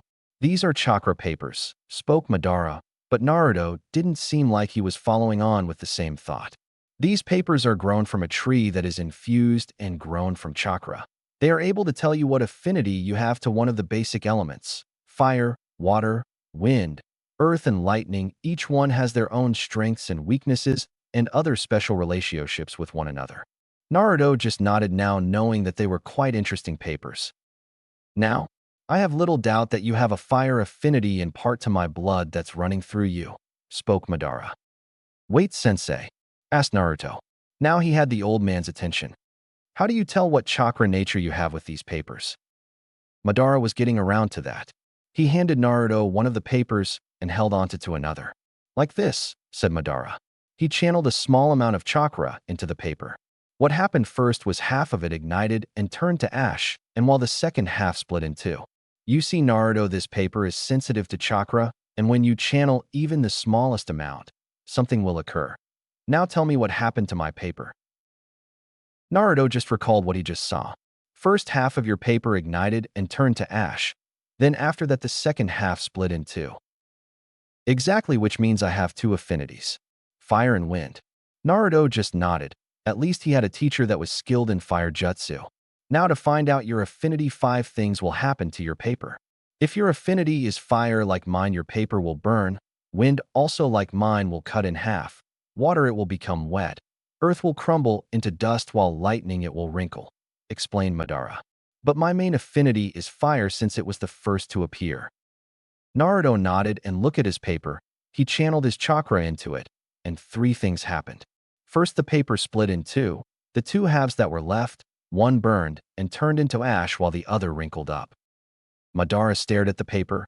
3 chakra natures. That was rare, and they all appeared to be natural too. It seems you have 3 affinities, Naruto: wind, fire, and lightning, praised Madara. Cool. So when do we get started on elemental manipulation? Asked Naruto. He was really tired of doing all these exercises. You don't, said Madara. What? Spat Naruto. Why was he even doing all those punishing exercises? But I have the Sharingan, I can just predict my enemy's attacks, stated Naruto. He didn't notice the wrinkly hand coming at him, aimed for his head. A loud slap was heard as Madara's hand came into contact with the back of Naruto's head. Don't question your master, bellowed Madara. The blonde was lying on the floor, clutching the back of his head. This was the first time Naruto was being rebellious in front of Madara, and then he said something stupid. I just did, you old goat. Several tick marks appeared on Madara's face. He didn't mind being called old, but an old goat was something he didn't stand. He gripped his Kusarigama and started whacking Naruto with it multiple times on its blunt end while Naruto was repeating, "Ow, ow, I'm sorry, ow, ow." Around about this time, Zetsu retuned and was treated with a rather amusing sight. Madara was hitting Naruto with the blunt side of his Kusarigama. Although the hits didn't really hurt Naruto, he just wanted to stop being hit by an old man. It was breaking his reputation. The 2 halves chuckled at the scene, since it was rare when Madara would become so active. After a few minutes of discipline by Madara, the old Uchiha sat back down in his throne-like chair. Naruto, there is a limitation to the Sharingan, said Madara, gaining the blonde's attention. Even though we can see all our opponent's movements, doesn't mean we can intercept them all the time. You must train your body to be able to overcome every threat, and the Sharingan will be your tool to further overwhelm your opponent. Because even if you can track their movements, your own body will not be able to keep up with your opponents, explained Madara. That's why I gave you weight seals, to increase the amount of speed and strength within you attacks, while your other exercises are to increase you stamina. Now Naruto understood. If he only explained that to him in the beginning. You could have just said at the beginning, mumbled Naruto. I wanted you to figure it out, said Madara. But Naruto was surprised by that statement. I want you to be able to figure these things out yourself, for if you are going to deploy the Eye of the Moon plan, then you will face powerful opponents like the Kages. clarified Madara. Now get back to your training, or do you want me to hit you again? Said Madara with an evil glint in his eye. Naruto nodded and went back to training. Madara faced Zetsu. That didn't take long, commented the former Uchiha leader. Zetsu just stared impassively at its creator. That's because of what I found was quite interesting. And what did you find? Asked Madara, raising his gray eyebrow at his subordinate. A note from the Yondaime Hokage to the Sandaime, saying a person claiming to be Madara Uchiha took control of the Kyuubi and attacked the village. The village has become quite lazy if it can be infiltrated so easily. But back to the Kyuubi attacker, spoke Zetsu. Impossible. I was sitting right here 13 years ago, and even then my body was not like it was. I couldn't be able to extract the Kyuubi and attack the Konohagakure with the blade I have now, growled Madara. Some Uchiha is impersonating me. A copycat. We need to find this person and kill him. He could be a threat to me and my plans. He could ruin everything. And I did just that, declared Zetsu. Somehow Zetsu always seemed to please him more and more. Whoever had attacked the village has been manipulating the Akatsuki through the guise of Madara Uchiha. Although I couldn't place a name, I have found out that he has ensnared Nagato and has ordered him to collect the Biju to seal in the statue. Madara was in thought at what Zetsu said. Someone was influencing Nagato to carry out the exact same plan he thought of. This person must have been a really good copycat, or he just took pleasure in using a name that he couldn't measure up to. But he was influencing the only other person who could summon the decrepit statue, Madara's pawn. When the time is right, I will have Naruto deal with the impersonator because I cannot anymore. Although I would love nothing more than to deploy the infinite Tsukuyomi. This person is controlling my pawns, and if it's one thing I hate, is people who meddle in others' affairs. The Eye of the Moon plan was my idea. Only I or my heir Naruto will deploy it. No one else. This Madara aspirer must be eliminated, connived Madara darkly. It's been 2 months since that time when Madara was told about the Kyuubi attack's instigator. He then told Naruto about hoping to have him become even more loyal to him, and it worked like a charm.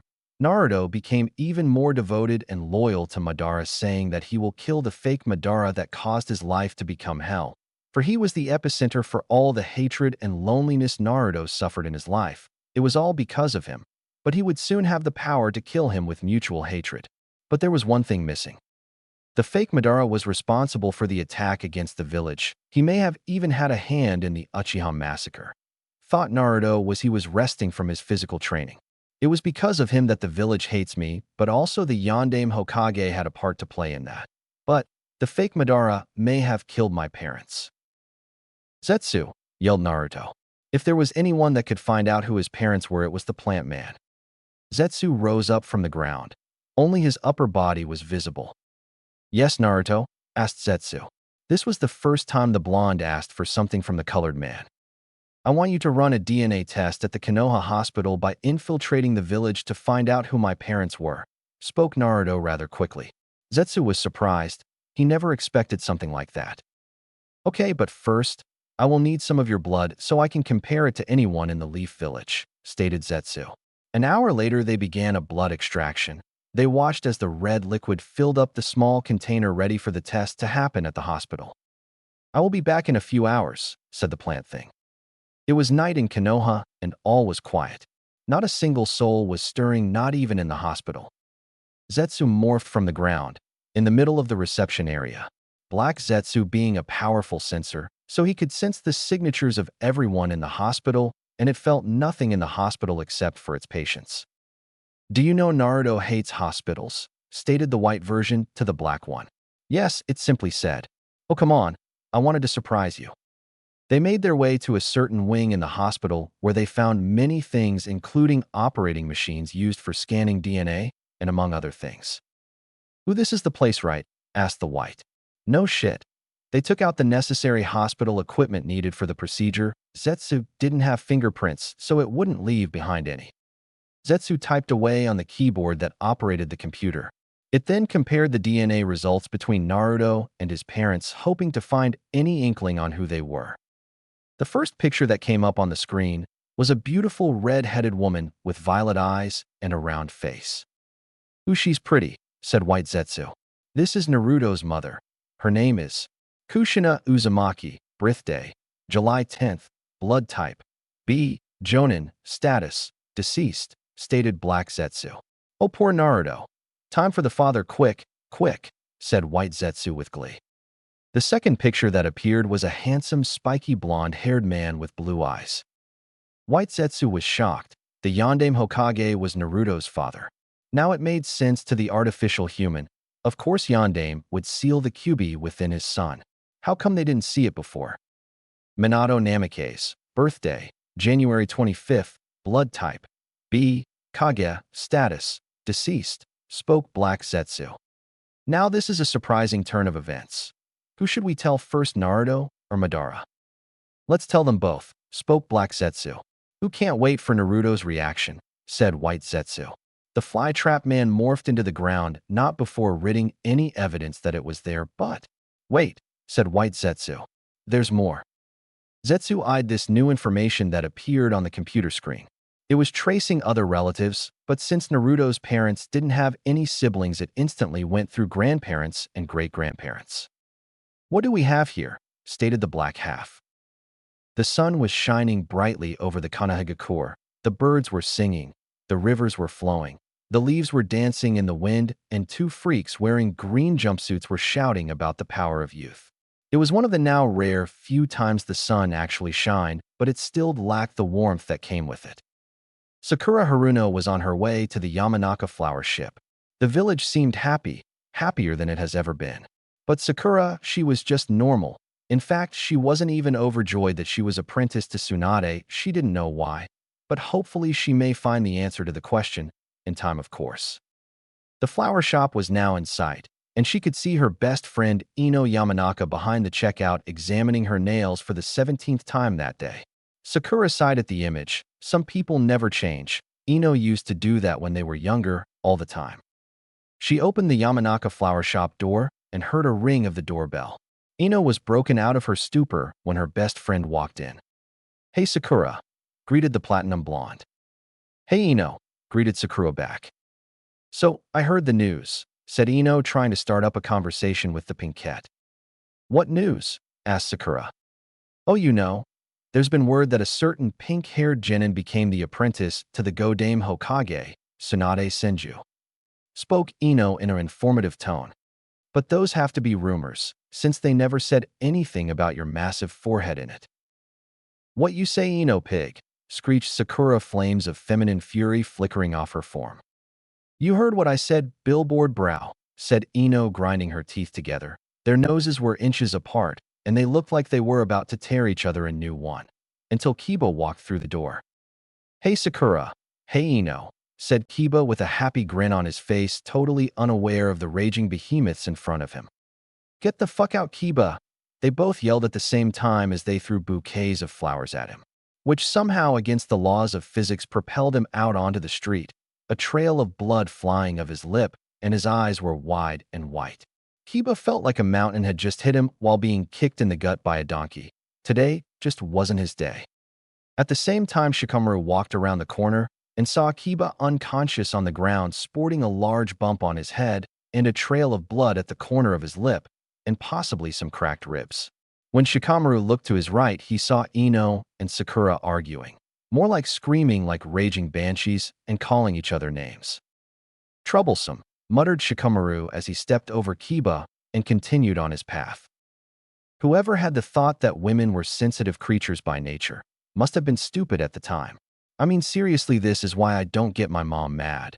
She's dangerous enough as it is. But back to Sakura and Ino. "You are so lucky, Sakura, I mean being apprenticed to the Tsunade of the Sannin. Do you know how many women would kill or maim for that position?" commented Ino. "I know, but I'm not doing this for myself or anybody else," pronounced Sakura. Ino was taken back at what Sakura said. Then why is she doing it? "But if not for anybody or yourself, then why?" inquired Ino. Sakura looked down at the ground. Ino got the message that it was incredibly painful to talk about and taboo around her. "I'm doing it because of a promise I made," said Sakura sadly. Deciding to drop the topic, for now Ino instead asked a different question involving her best friend. "Okay, Sakura, what kind of flowers would you like today?" "Can I get some white roses?" "Please, Ino." asked Sakura in a sincere voice. White rose is great, the symbol of passion, remembrance, happiness, and love. You chose well, forehead, said Ino as she tied a bouquet of white roses together. So who's the lucky guy that's got your eye? Asked Ino, knowing this would be good gossip. They're for Naruto, said Sakura quietly. Ino gasped a little loudly. She knew she had just treaded on unwanted ground. And with that, Sakura left the shop with Ino watching her retreating form. Ino was in the same boat as Sakura. Even though she wasn't close with Naruto, she still regretted all the times she'd make fun of him and punch him. If only she could take them back and tell him how sorry she was. She felt guilty over the fact that she was a bully towards him, and her mother encouraged her to bully him, while her father disapproved of it, knowing something she didn't. The walk to the cemetery was quiet and quick. Sakura was on autopilot, her mind preoccupied with everything she wanted to do with her former blonde teammate, but now that would never happen. When she reached the cemetery, she walked over to the Naruto's headstone, but she wasn't the only one that was there. Hinata was standing there as well. Everyone in their academy days could see that Hinata liked Naruto, and somehow Naruto was so dense that he never noticed. Sakura walked up to the tombstone and laid the white roses in front of it. Hinata didn't seem to acknowledge her presence. When Hinata had heard that Naruto died, she didn't cry, she didn't vent her frustrations, she didn't blame anyone. She just became detached from everyone. A few minutes of silence. Hinata left the cemetery, maybe to give Sakura some alone time, or just because she wanted to. Deciding that now that they were perfectly alone, Sakura said what was on her mind. Hey Naruto-kun, she started off. I came to visit again, and I brought flowers. Ino says hello. She smiled, thinking of the memories she had with the blonde. I went to Tsunade-sama today, and I asked if she could take me on as her student, and she said yes. I'm going to mainly be training in medical ninjutsu, and possibly Tsunade-sama's incredible strength. I want you to know that. I'll visit once every week if I can, so we can just talk. You know, she giggled for a second. I really miss you. I miss your smile, that atrocious jumpsuit you always wore. I miss your competitive rivalry with Sasuke. I miss that loud voice of yours. She smiled as she lifted off some of the qualities Naruto had. Just so you know, I'm sorry how I treated you. I never really bothered to get to know you, though now I wish I had. She was looking for more words to say, but she was running out of words to say. I'll come by again next week, okay? Bye Naruto, she said. She turned and left the cemetery slowly, but not before sparing a glance at the headstone with a melancholic look. But she didn't notice Kakashi standing a bit away. He watched everything, and now he had even more regrets. He felt like it was because of him that Naruto won't be living life with someone that loved him. He also possibly stopped a future life ever growing in the future. And if he could rank his regrets, Naruto's death was one of Kakashi's greatest. He walked up to the headstone and just stared at it impassively, no thoughts running through his head. He was standing there for hours on end, unflinching and silent, not even thinking except for the memories of his time with his sensei's son. Believing he had spent enough time at the cemetery, he walked away saying a silent prayer for his student, until he was shaken from his thoughts by a loud voice. Kakashi, my eternal rival, today we must bathe in the springtime of your youth, roared an enthusiastic voice. It seems he was going to do another of Guy's challenges today. His shoulders slumped in depression. He was going to be hounded by Guy until he did one of his challenges again. Tsunade was sitting behind her desk doing the bane of all Kage's paperwork. She opened her drawer and took out a bottle of sake that she got for herself. Even though she would get a tongue lashing from Shizune for drinking on the job, it didn't matter since she wanted alcohol, and it was her favorite pastime. Besides, she could handle Shizune and her wicked tongue anytime. She took a swig of the alcohol and bent back in her chair, enjoying the position and the taste of the liquid in her mouth. There was nothing that could break the peace and quiet she was having now. Everyone's emotional wounds seemed to have healed after her favorite blonde's passing, but there was still some that were bleeding. She took another swig when suddenly one of her NBU agents appeared kneeling in front of her, causing her to spit out her drink. Hokage-sama, there was a breach in security of the village less than 24 hours ago, informed the ANBU. What? She yelled, and she regained her composure shortly after that. How did this happen? She demanded. Less than half an hour ago, a Chunin stationed at the hospital searched over the video recordings last night and he found the intruder on the video strolling through the hospital. This person was wearing a black cloak, emblazoned with red clouds, continued the ANBU agent.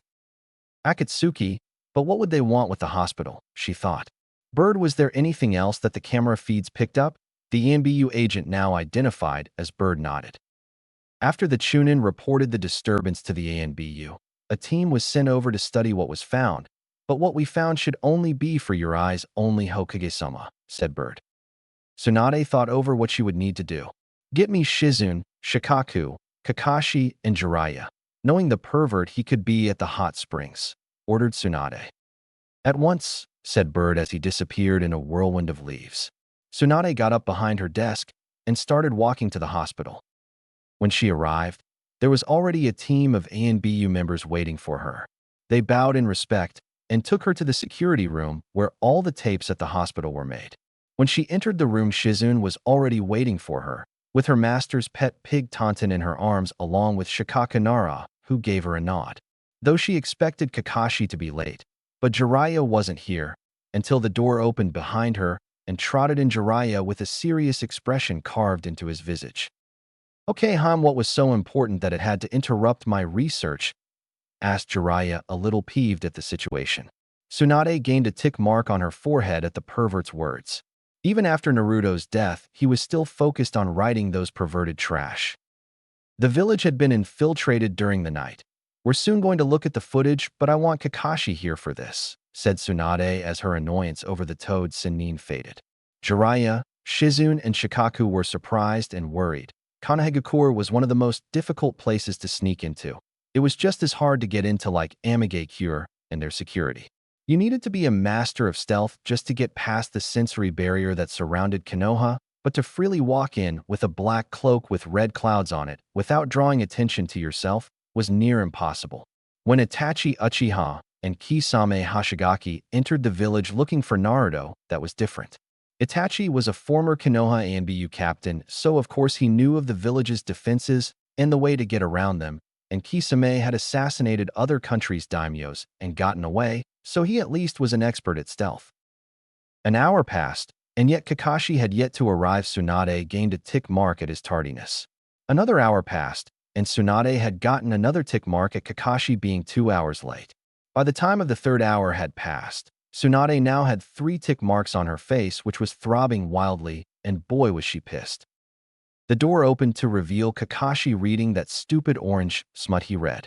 He greeted the 3 others in the room with a casual yo, and I smile, but instead of a hello back, he got a punch in the face by Tsunade. Lucky for him, it wasn't chakra-infused.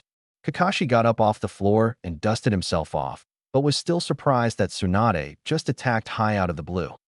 Now that we are all here, let's get Kakashi up to speed, said Jiraiya, trying to defuse the situation since things have been tense between the 2 Sannin and Kakashi. Jiraiya cleared his throat and spoke to Kakashi, since it was better if he did it and not Tsunade. Over the night, the Leaf Village was infiltrated by an unknown assailant. Who they are and how they got in still remains a mystery, as they penetrated through the sensory barrier with relative ease. However, they weren't really careful when they arrived here at the hospital, where we caught them on the building's video surveillance, but what we do know is that the assailant was wearing a black cloak with red clouds. They now had Kakashi's full attention. If it was anything concerning the Akatsuki, it wasn't good. Shizune tapped a few buttons on the keyboard, activated the monitor, and selected the recorded tape. When the image came to life, the first thing they saw was the reception area. Then what looked like a Venus flytrap-like thing started morphing from the ground, and then became a full body, and as clear as day, they could see the black cloak with the red clouds. The Chunin was right, it is the Akatsuki, said Shizune, and Tonton oinked worriedly. But what could the Akatsuki want with this hospital? There's nothing special about it, spoke Shizune, getting an oink of agreement from Tonton. But they already accessed the village when they were looking for Naruto. But those were Itachi and that other ninja Kisame.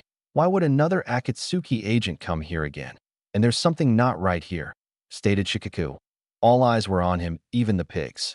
From what the information tells us that Jiraiya-sama was able to conjure up is that the Akatsuki work in pairs. So where's his partner? Said Shikaku as he gestured toward Zetsu on the screen. This is starting to get more confusing by the second, None of this information gives us something to go on.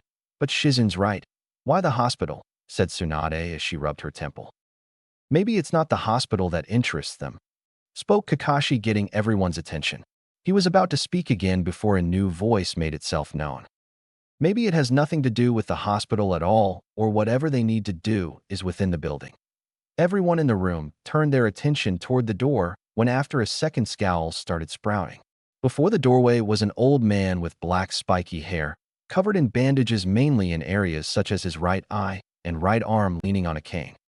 Danzo, growled Jiraiya. The darkness of the shinobi was standing before everyone, his impassive face unreadable. Along with him were the Hokage's two other advisors, Hamura Mitokado and Koharu Udatane. What are you doing here? Asked Shikaku. Anyone could see that his body was tense, but it was always tense around Danzo.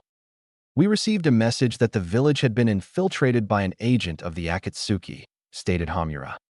Is this true, Tsunade? Asked Koharu.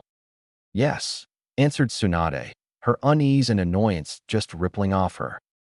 Then you have also yet made another lapse of judgment on the security of Konoha, spoke Danzo. The scowls just got a whole lot bigger. First, the Sharingan abandons the village, and not a day after we lose our weapon, the Jinchuriki, and now a wanted group of missing ninja are now able to waltz freely from within and out our village. Those circumstances were not her fault, defended Shikaku. It was the Uchiha's own choice to leave the village, and it was his choice to kill Naruto, and we have no idea about the capabilities of the rest of the Akatsuki. Danzo didn't seem fazed, but he knew this was not a battle he could win at the moment. All the 7 people in the room turned their attention back to the screen where the plant thing opened up to reveal a man, one half completely black and the other white with green hair. Peculiar, said Hamura. This person's appearance was strange to say the least. But being half-colored was not the weirdest to Hamura, it was the fly-trap-like appendage. They watched as the black and white man walked through the hospital to a certain wing. When he arrived, Shizun and Tsunade instantly recognized it as the room where all the blood tests and all other things concerning blood is performed. Then the plant thing took out a small vial of red liquid and scanned its contents into the monitor. And what appeared next made everyone freeze. It was a picture of Kushina Uzumaki, the red-hot, blooded habanero. They were unable to hear anything the person was saying because the video doesn't record sound. They paused the monitor again and decided to have a chat. Why would the Akatsuki be interested in Kushina? She's dead, inquired Jiraiya. Maybe it had to be the fact that she was the former Jinchuriki of the Kyuubi, answered Shikaku. Shikaku was later given knowledge of this as the village's head jonin, and Tsunade also knew, of course, being the Hokage, and she also informed Jiraiya and Shizun. No, it's something else. But what? Said Tsunade as she bit her finger. They continued to play the tape, where they saw something else that shocked them. An image of Minato Namikaze appeared on the screen. Okay, that's it, I give up. What do the Akatsuki want with dead people? Yelled Tsunade. The pieces of the puzzle were not fitting together. None of this made any sense. Tsunade studied the image of her predecessor and Jiraiya's former student. It was amazing how no one figured out that Naruto was Minato's son. I mean, come on. The kid was a younger clone of the man. That's it, Naruto. Jiraiya, Kakashi, do you think this has some connection to Naruto? Asked Tsunade. No, nothing comes to mind.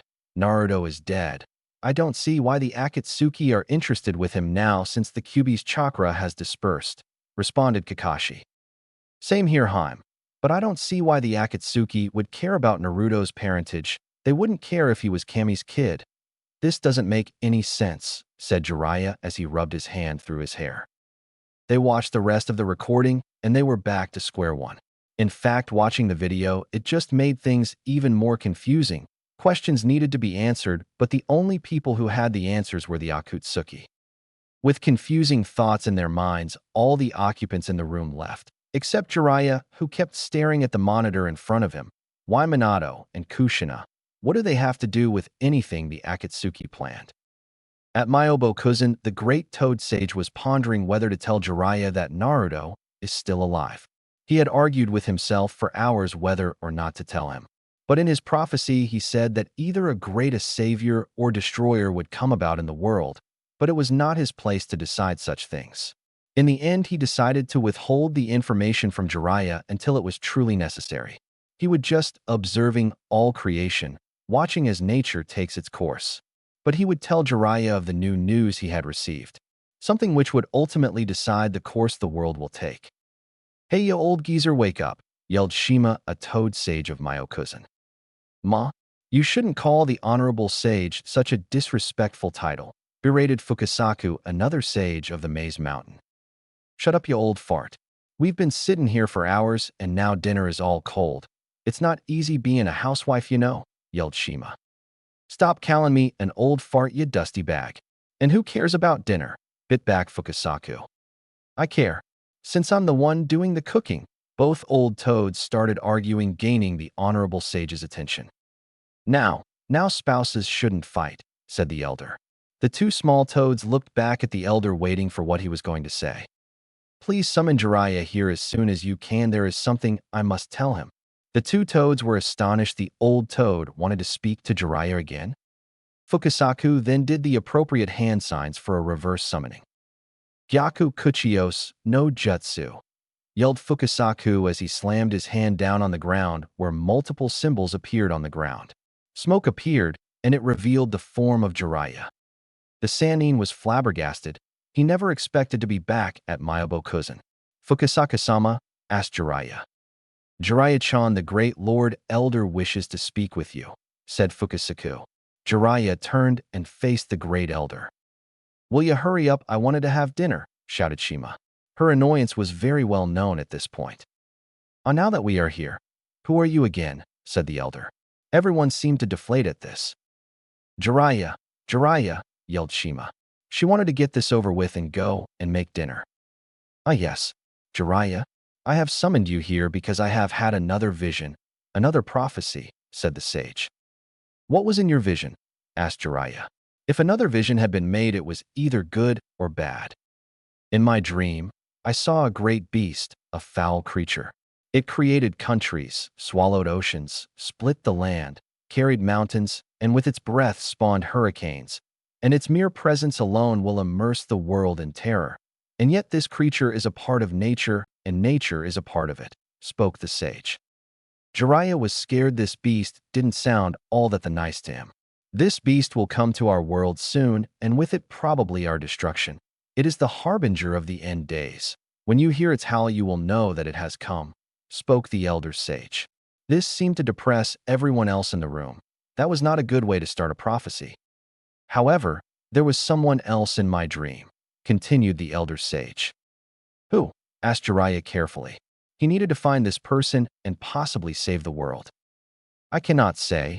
This being was clouded from me," answered the sage. "But this person was forged from darkness and fire, bears the scars of the winds of war, and the tides of sorrow hammer against him. He carries the hatred of 1,000 men and the love of none. He holds up the pillars of the earth, and his power sparks hope and fear in the world. He will rise and subjugate the beast." Jiraiya gained some relief of who the sage described. But that one word seemed to awaken something in Jiraiya. When he does enslave the beast, he will either bring salvation or despair, depending on which path he takes, spoke the sage. It opened its eyes and examined Jiraiya. "To unearth this person, you must stare into the eyes of the abyss and shadows, and it will find you." "Is that it?" asked Jiraiya. "Yes, that is it," spoke the sage. "But Jiraiya, this person may be an even greater threat than the beast." With those words, Jiraiya was sent back to where he was summoned. Jiraiya found himself in the Hokage's office. His sudden reappearance startled Tsunade. "Jiraiya, what happened? Where did you go?" shouted Tsunade. Jiraiya cowered under the glare. He then started to tell her everything the sage told him about the great beast and the person of fire. "A great beast that swallows oceans, and a man that bears the scars of the winds of war." Tsunade was baffled. "Jiraiya, do you think this beast is the Kyuubi?" asked Tsunade. "No, I don't think so, Haim. I believe that this beast is even a greater threat than the Kyuubi," answered Jiraiya. "And what of this mysterious person, the one with eyes like the abyss?" said Tsunade. "I don't know, Haim. This is all that I was given. I'm just as perplexed as you are," said Jiraiya. "But there was something that the elder warned me about," said Jiraiya, gaining Tsunade's attention. He said that this person may be an even greater threat than the beast, spoke Jiraiya with a grim voice. They both sat in the room while silence reigned over them. At dark, the dark hovel with Madara and Naruto. Madara was having a nap, since he's old. Naruto was resting, sleeping soundly, until Madara got up and whacked him over his head with the blunt side of his Kusarigama. Ow! What was that for? Yelled/asked Naruto. We are now going to begin the first part of your true training. Naruto, we are going to begin elemental manipulation, explained Madara. This got Naruto excited because he was fed up with all the physical exercises. I believe that your physical body had adjusted well to all the exercises. Naruto got up and took off his black vest, and he was right. Naruto was now well built. He wasn't overly muscular, and yet he wasn't skinny as a twig, and he was lean and fit, a perfect combination. Then Madara finally took notice of the necklace around Naruto's neck. It had a green crystal in the middle with 2 accessories on either side. Madara had seen that necklace before. Naruto, said Madara. Naruto turned to his sensei after putting his black vest back on. Where did you get that necklace? Asked Madara. Naruto looked down and saw the necklace hanging by his neck. I won it in a bet, from the old woman who hides behind a genjutsu to make herself look young, answered Naruto. Tell me, I wish to know, did that necklace belong to the first Hokage? Inquired Madara. Yeah, it did, answered Naruto confusedly. Madara didn't respond, but he was thinking of something that could work. Doesn't matter. Naruto, since we have discovered that you have 3 chakra natures, all of which are natural, we're going to start with the one I am most familiar with. Fire release. The ancient Uchiha tapped his cane/scythe, and out came some random white Zetsu. The white Zetsu kneeled in front of Madara like a loyal dog that obeyed any order. The old Uchiha lifted his Kusarigama and channeled chakra into it, and decapitated the head of the white Zetsu, and then it turned into a tree. These Zetsus are basically clones made of the first Hokage's DNA. I channeled my yang chakra through my scythe, and used the Hien no Jutsu, flying swallow jutsu, simultaneously. That's why this dead Zetsu turned into a tree when it came in contact with my yang chakra. I don't understand, said Naruto. But Madara expected this. I will explain. There are 2 types of chakra in this world that people can utilize. Yin chakra and yang chakra, said Madara. Yin chakra is making imagination into reality and is the spiritual energy that is talked about, while yang chakra is breathing life into form and it is the physical energy. I see, so when you killed the clone, you breathed life into it, then it became a tree, said Naruto. Exactly, my young apprentice. But let's get back to the original reason why I killed this Zetsu. Madara plucked a leaf from one of its branches and held it between his fingers. In order to strengthen your fire jutsus, you must be able to take fire manipulation to the highest level. In order to do this, you must be able to convert a certain amount of chakra into fire and burn this leaf fully. Madara then plucked 2 more leaves. For wind and lightning, you must do the same. However, each element has different personalities, you could say, for usually our chakra nature is taken right out of our general personalities. So what is the personalities of fire, wind, and lightning? Asked Naruto. For fire, imagine your chakra as a ball, then compress the ball and release all that energy at once. Although I don't have lightning nature, I can still teach it to you.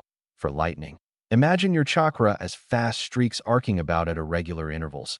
And for wind, cut your chakra in 2 and then grind them together like sharpening a blade. You're quite lucky, Naruto. Why? Asked Naruto. The 3 natures we have talked about happen to be the most offensive and combative elements of the 5 basic natures, explained Madara. He coughed a little after the sentence. Zetsu calls them the triple threat. But won't I need to learn any defensive jutsus? Questioned Naruto. That's why we have the Susanoo, clarified Madara. Susanoo, said Naruto. It's when you use both Amaterasu and the Tsukuyami at the same time, creating the perfect defense, spoke Madara. Now start you fire manipulation training, or do you require some more discipline? Naruto nodded, and he was about to start training when Zetsu appeared between the 2. Zetsu, said Madara curiously. Hello. This is great, you 2 aren't taking your naps, so now we can tell each other what we have discovered, said White Zetsu happily. Spit it out already, snapped Madara angrily. While Naruto's thoughts on his master was, is this guy bipolar? What we have discovered is quite entertaining, said Zetsu. Zetsu took out 2 folders from within his robe and handed one to Naruto. Naruto opened the folder to see a beautiful red-haired woman with amazing violet eyes. Who is she? Asked Naruto. This woman was amazingly beautiful. That is your mother. Kushina Uzumaki, said Zetsu. Naruto gasped and his eyes widened. Now that he looked at the folder, he could see some resemblance between them, such as the shape of their faces and the shape of their eyes. There's more. Once we infiltrated the hospital, I allowed myself to be viewed by the security surveillance where later the Hokage and several high-ranking shinobi went to watch the tape. And I discovered something. This gained Naruto's attention. It turns out that your mother was the Jinchuriki of the Kyuubi before you. That seems to explain a lot of things, said Madara now that he thought about it. Maybe when your mother was carrying you within her womb, you subconsciously absorbed or inherited some of the Kyuubi's chakra, resulting in those whisker marks, continued Madara. This could present ourselves with an opportunity to fuel the Geto Mazo with the Kyuubi's chakra, yet it could cause you to lose your startling recuperative powers and other powers you inherited. Naruto was absorbing everything. His mother was the container of the Kyuubi before him, and they now had the chance to further the Eye of the Moon plan, but at the cost of all the powers the Kyuubi gave him. And from what the folder said, his mother was dead. Yes, but that is not the most surprising thing, spoke Zetsu, cutting everyone off from their thoughts. It's who your father is that's the most surprising. Zetsu then handed Naruto the other folder he had. Naruto took the folder and opened it up, where he received the shock of his life. There right in the folder was a picture of the Yondaime Hokage, Minato Namikaze. Is this my? Said Naruto with a cold tone of voice. Yes, answered Zetsu. Naruto stared at the picture of his father. So many feelings running through him, but mainly anger, rage, animosity, and hatred. Madara was watching his student carefully. He then turned his gaze upon 4 more folders within the plant man's hands. Back to Naruto. Without even knowing, Naruto channeled chakra to his right, where the pattern of his Mangekyo took shape. His 3-pointed scythe pattern appeared in his eyes. Whenever Madara saw those eyes, the air would become denser and the light would become darker. His left eye started to bleed as he performed the first of his Mangekyo's abilities. Amaterasu, whispered Naruto. Instantly, the folder of his father was set ablaze by the black flames being reduced to ashes in seconds. Naruto was angry. His rage was consuming him. His own father was the one that condemned him to a life of misery and loneliness, and the Sandaime Hokage said that he didn't know who his parents were, that he found him in a forest, but he lied. He lied right to his face. He knew all along. Jiraiya, he knew. Of course he knew. Kakashi Oswell, he must have known, and Tsunade, she was in on the loop too. He should have seen it sooner. All the attention that Jiraiya and Sarutobi gave him. They wouldn't care about some random orphan, they would care about the son of the Yondaime and the Kyuubi container. They all knew. The Sandaime, Jiraiya, Kakashi, Tsunade. They all knew, but they kept it from me. They kept the identity of the people most important to me, thought Naruto. Then he screamed at the top of his lungs, letting out all his anguish, and yet he unconsciously activated both Mangekyo. A white skeletal ribcage started to form around him, protecting him like armor. Then 4 white skeletal arms grew, tied together by bolts, and finally came the head of Naruto's Susanoo. Naruto's Susanoo was completely white in color. It had 4 skeletal arms, and in its ribcage had 4 horizontal, curved spikes on each rib. Its skull had 4 glowing yellow eyes and 2 forward-facing bull horns along with sharp fang-like teeth. After Naruto had stopped screaming, he examined his Susanoo, and he was impressed. Before he looked at Madara, his teacher. I am the curse of hatred, said Naruto grimly, and with a dark look in his eye which was only enhanced by the Susanoo surrounding him. Then his Susanoo roared as well, howling like a wolf. Madara just smirked. He now had the blonde's full loyalty and devotion, and his Susanoo was rather impressive as well. Zetsu, commanded Madara, still with that unrestrained smirk. Zetsu jumped a little at Madara's tone. Get ready to transplant my eyes, ordered Madara. Yes, both have said at the same time. I leave my legacy to you, Naruto.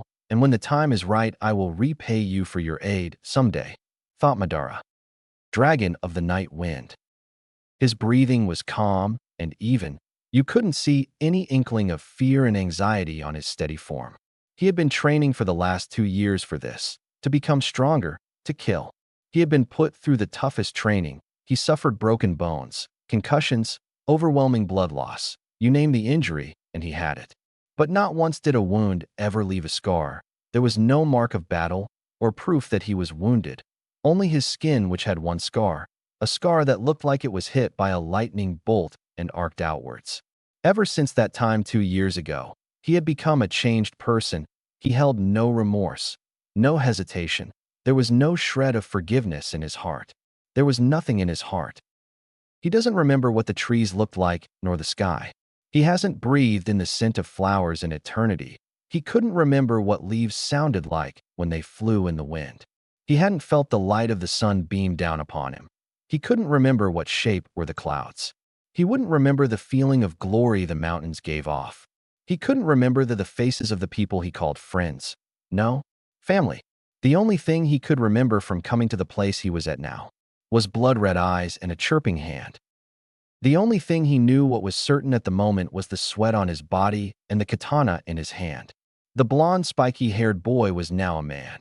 At the age of 15, he could pass off as a 19-year-old. He was shirtless, and you could see all his rippling lean muscles, even through clothing.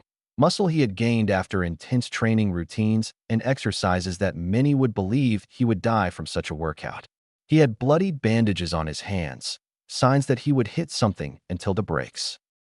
The attire he was wearing was black armored pants that covered his thighs and calves, black snug boots with claws on the toes and spiked spurs on the heel, and a light blue rope belt with the end hanging between his inner thigh and crotch ending below his knee. The katana's blade was silvery blue and the sword had no guard, just the way the blonde man liked it. Instead of the usual grip for katanas, this one was completely metal and had a gray grip, and to top it off, the sword had a long 23-inch blue rope that was connected to the hilt. He wondered how strong he really was. He had no one to compare his power to, except for the old man. But he was old, and he couldn't fight anymore. His withered body could barely walk 5 meters in a distance, so he really did have no one. Time was every shinobi's enemy. It was always ticking for everyone, even him. He believed he was extremely powerful, given the amount of chakra he has and the way he could use it. That was another thing he had improved, was his chakra control. Previously, he had quite horrendous chakra control, but that wasn't his fault. It's just he had too much chakra, and he couldn't really use like all of his classmates. He created Kage Bunshins every day until he worked his chakra control to perfection, whether it was by climbing waterfalls while balancing kunais on his fingers at the same time and simultaneously floating leaves all over his body. Some could think that was overkill, but he needed the training. His control was now flawless. He could utilize the Hokage's great strength if he wanted to, but he preferred quick, quiet kills over slamming your fist into someone's face and breaking their jaws at the same time. That's why he chose to take up Kenjutsu, because it complemented his wind nature perfectly. His skill in nature manipulation had taken the most leaps and bounds. He could now cut raging infernos 3 times his size in half with his wind nature. He could set fire to a waterfall and shatter tornadoes with his lightning. His Jinjutsu skill, which was impossible for him to do, was now possible thanks to his increased intelligence and control. He could now cast Jinjutsu without even using the Sharingan. And his Jinjutsus caused his victims to go brain dead and insane because of his vivid imagination. He could also perform medical ninjutsu, but his prowess in the art was nowhere near that of Tsunade's, but it was good enough so if he ever got into a bad situation, he could pull himself out of it. Along with all his other skills, his proficiency with weapons was quite admirable with the Sharingan. He could now aim and throw his kunai with pinpoint strikes. He tested this out by throwing a kunai at a fly that was buzzing around, bisecting it from its wings. But now he was testing out his reactions and senses. He was blindfolded. The only thing he could use was his hearing, smell, touch, and taste. He was facing multiple white zetsus, each armed to the bone with weapons such as swords, kunais, war fans, or just their fists. When they converged on him, he didn't flinch, he didn't even move a muscle. He channeled chakra flow into his katana that was designed to absorb the energy. Now his weapon was coated with wind, increasing its cutting power and lethality. One Zetsu came up behind him hoping to take him by surprise, but the scarred man turned around and bisected the artificial human. He blocked a flying kunai aimed at the side of his rib with the flat side of his katana. He grabbed it out of the air and threw at another Zetsu where it pierced the artificial human skull. He slashed another Zetsu, the wind on his katana making him more efficiently deadly. He sealed his katana on a portable seal on his right wrist. He went through a couple of hand signs and breathed in and shouted, Futon, Koryu Kisoku no Jutsu, wind release, great dragon breath technique. He blew out a massive head of a Japanese dragon made of lacerating wind that was 4 times his size. It flew at the Zetsu with overwhelming speed that it tore apart anything in its path until scraps were left. The Zetsu didn't have time to blink before they dropped to the ground, dead, bisecting cuts all over their bodies, and if they had blood, he was sure the ground would be coated with it. He unsealed his katana from his wrist and parried a kunai blow to the head from a brave Zetsu. He channeled wind chakra into his sword, which cut through the kunai like butter and killed the Zetsu. He heard movement to his left and kicked an unfortunate Zetsu in the face, impacting against his jaw and sending him flying back a few meters away, hitting other Zetsus like bowling pins. He heard multiple footsteps running at him, and like before, he sealed his katana away. He walked through a couple of hand signs and spoke the name of the jutsu. Katan, Ryuin Hoka no Jutsu, fire release, dragon flame release song technique, yelled the blonde man as he spat out a number of dragon-shaped fire heads flying at amazing speeds. The flame heads hit their marks as 5 Zetsus were incinerated by the hot fire. The man unsealed his katana and started to tear through the ranks of the Zetsus. His taijutsu was interesting as it appeared he was dancing when he was actually using agility mixed in with strength to deal powerful blows to his enemy. A Zetsu cried a battle shout as he went up to attack the man in blind rage at the sight of its brethren being slaughtered. But its surroundings changed all around it. It looked back behind itself to see all the other Zetsus, but now they looked like the blonde man with his eyes blindfolded, each holding a katana in hand. Enraged at the sight, the Zetsu started to ruthlessly attack its comrades, hoping to find out which was its real target. The Zetsu was sadly caught in a genjutsu where he was killing its friends as if they were the blonde himself.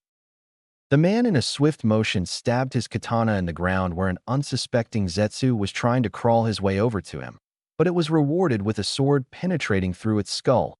The blonde then quickly went through some more hand signs.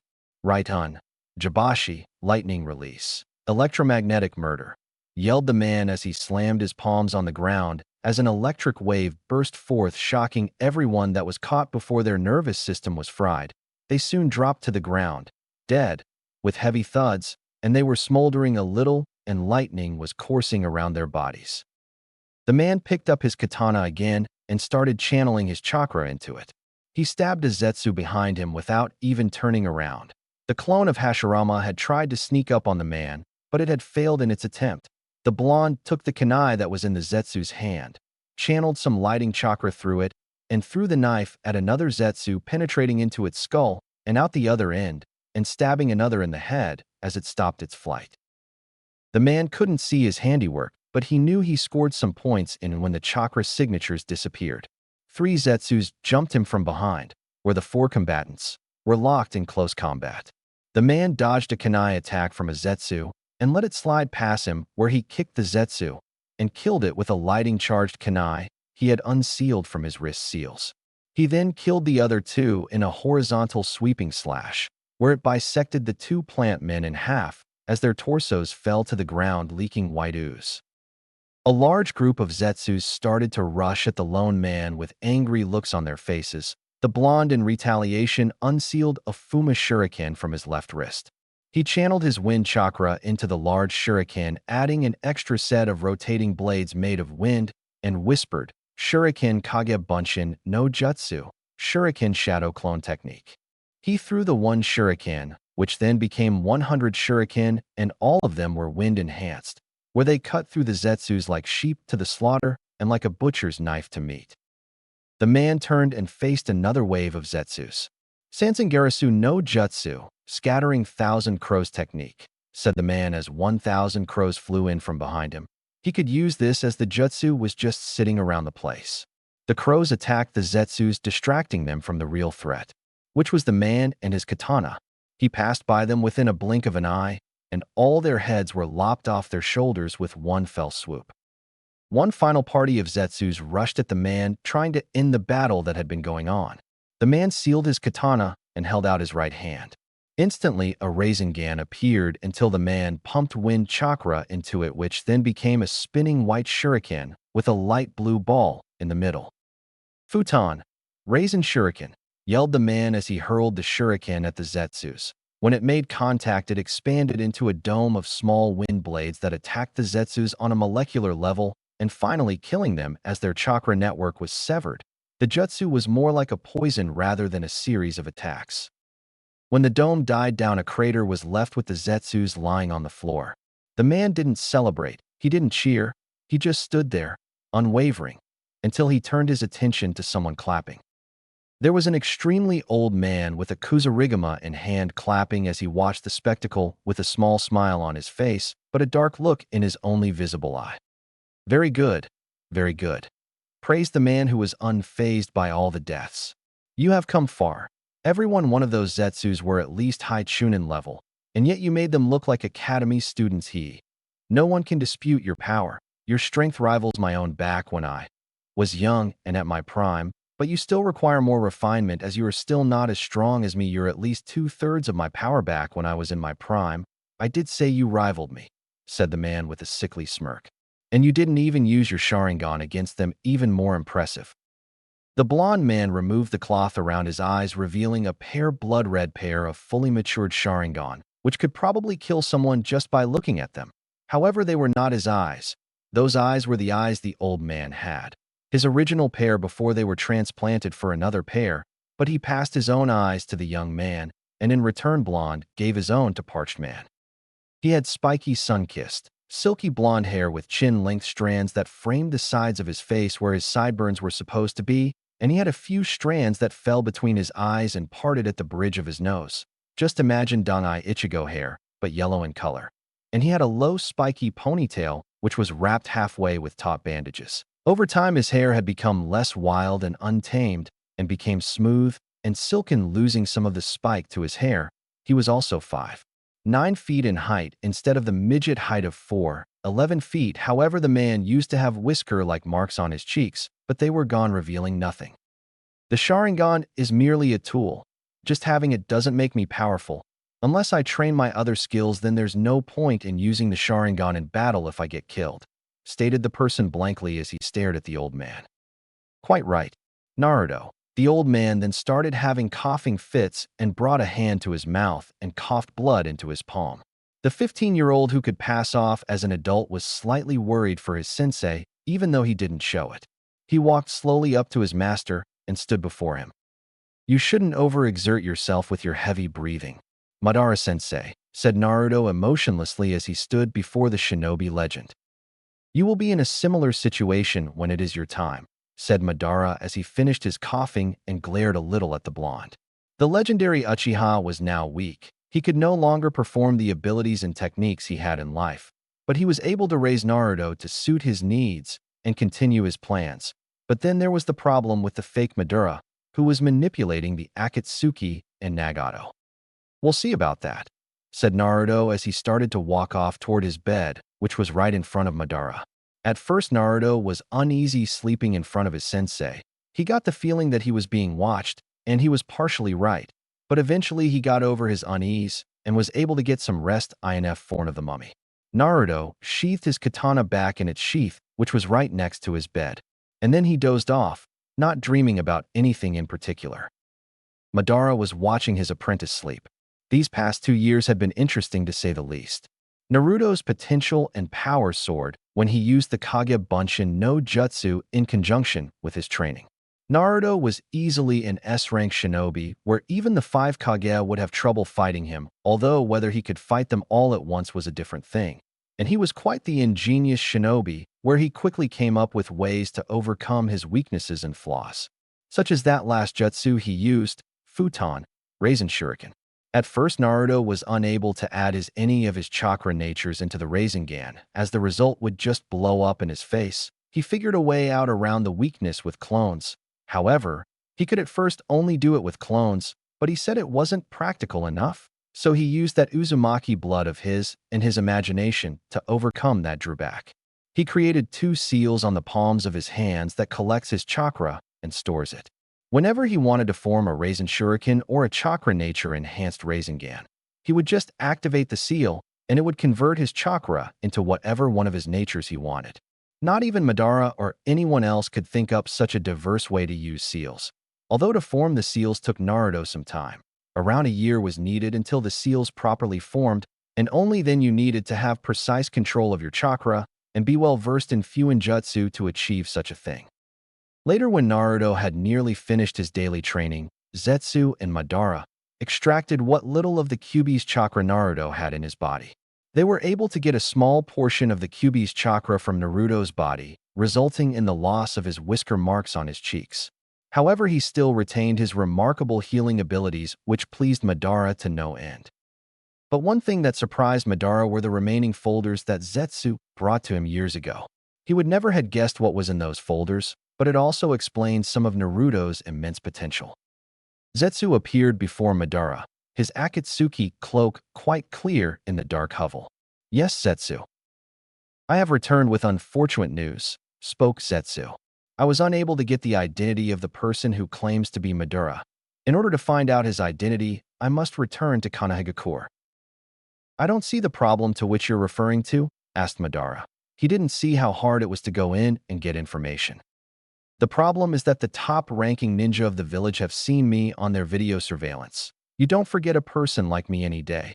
It's also likely that the Hokage has informed the Jonin of the village about my appearance and infiltration, and they have now stationed their ANBU Black Ops around the village, keeping even greater watch than they did 2 years," explained Zetsu. "Then why don't we just send more white Zetsus?" bit back Madara. "Even though the copies can take on the appearance of others, what's stopping Konoha from discovering that they are not who they say they are? The clones aren't really that strong, and against a ninja village we would need an army," elaborated Zetsu. Madara didn't say anything other than looking away from Zetsu and staring into space. "Do you think he's ready, Zetsu?" asked Madara curiously. He wanted to know if Naruto was ready for the task of capturing Jinchurikis. He had to be sure no matter how powerful Naruto is. Only the strongest could face a Bijou without any qualms or hesitation, and he and Hashirama were among the few. He then complimented the Yondaime Hokage for facing the strongest among the 9. "No doubt in my mind that he is more than ready," spoke Zetsu. "I was wrong about the prediction that the statue would keep supplying me chakra for 3 years, and it's been 2 already," spoke Madara hoarsely. Even with a portion of the Kyuubi's chakra filling the statue, it would not be enough to save Madara.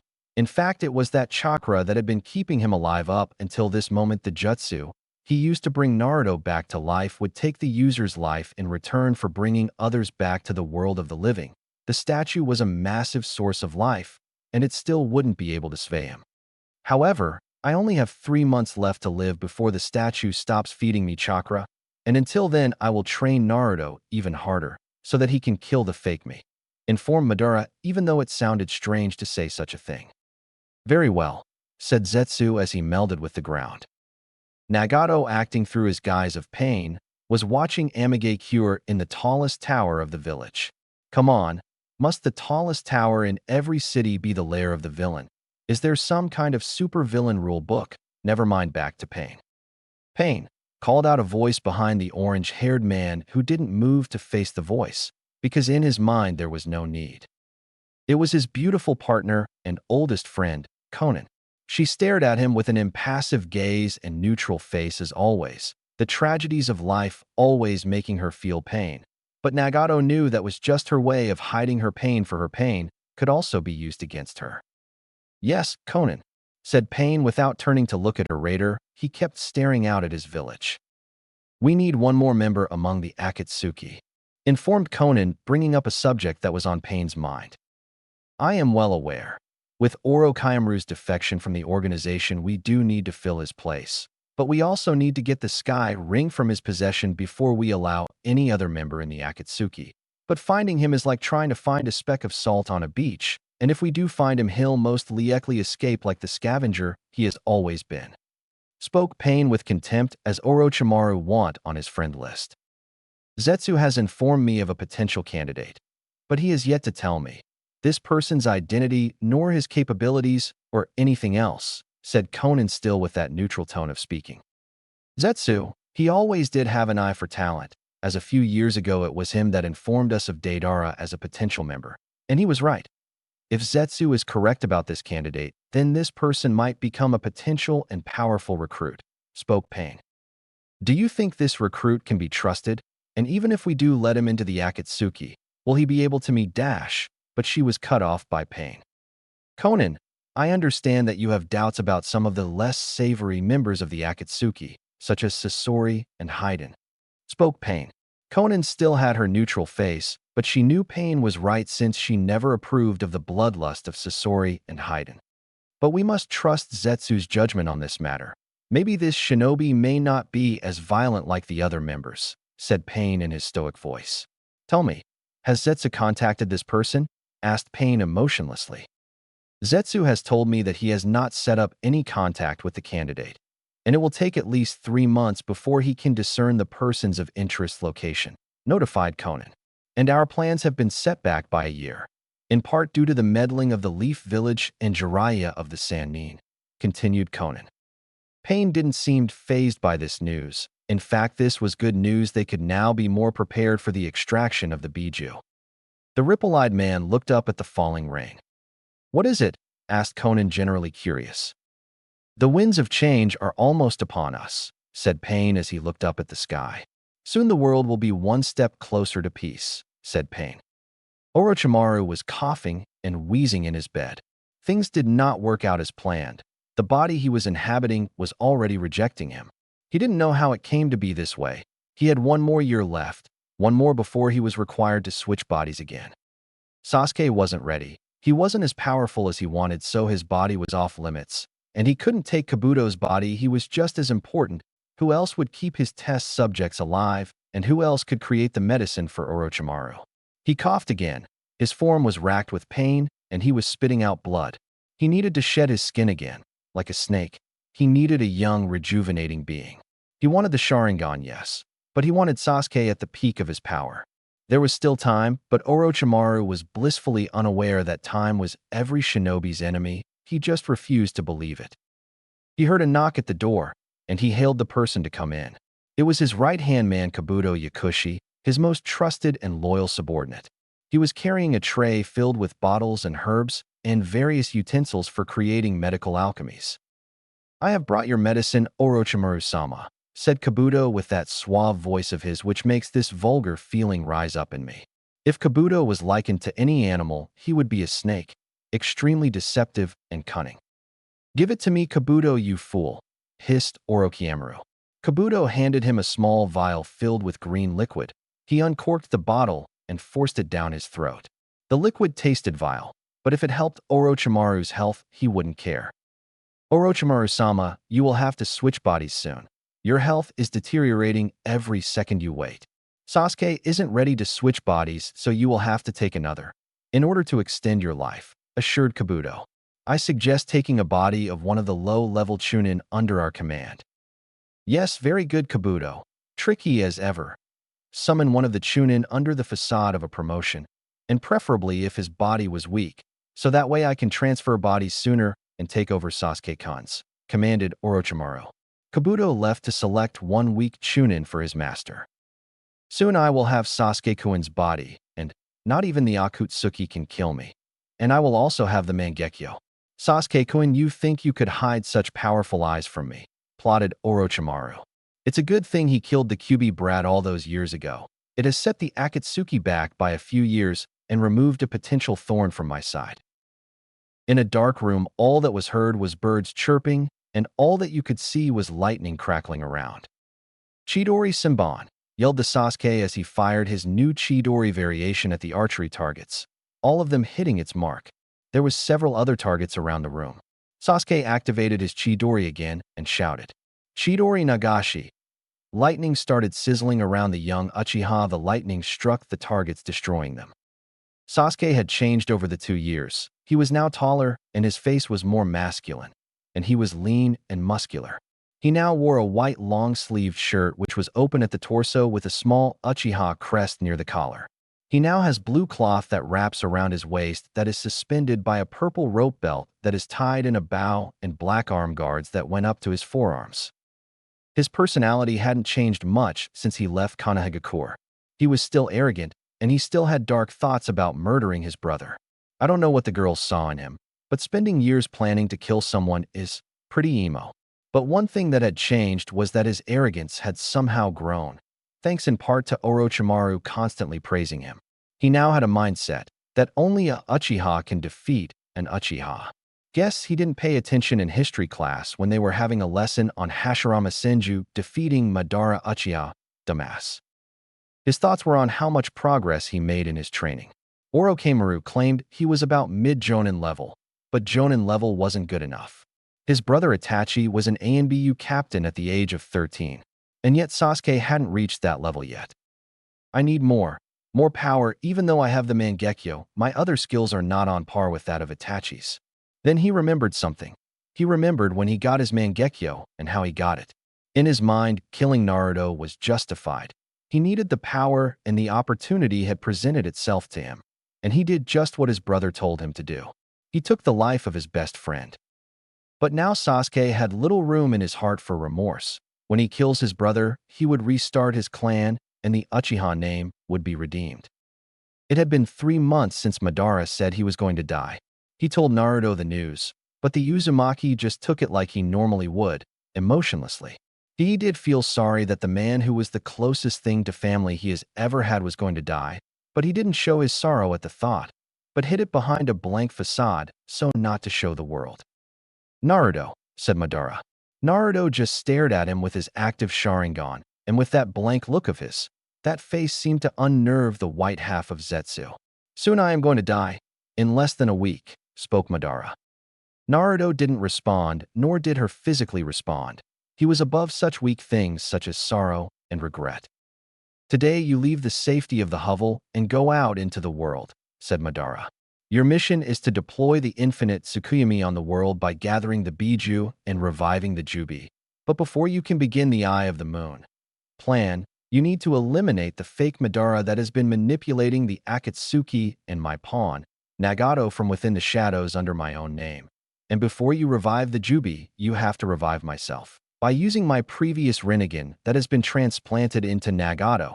Since your chakra signature is similar to mine in part to the blood transfusion I gave you all those years ago, you will be able to force Nagato to use the Rinne Tenai no Jutsu to revive me, continued Madara.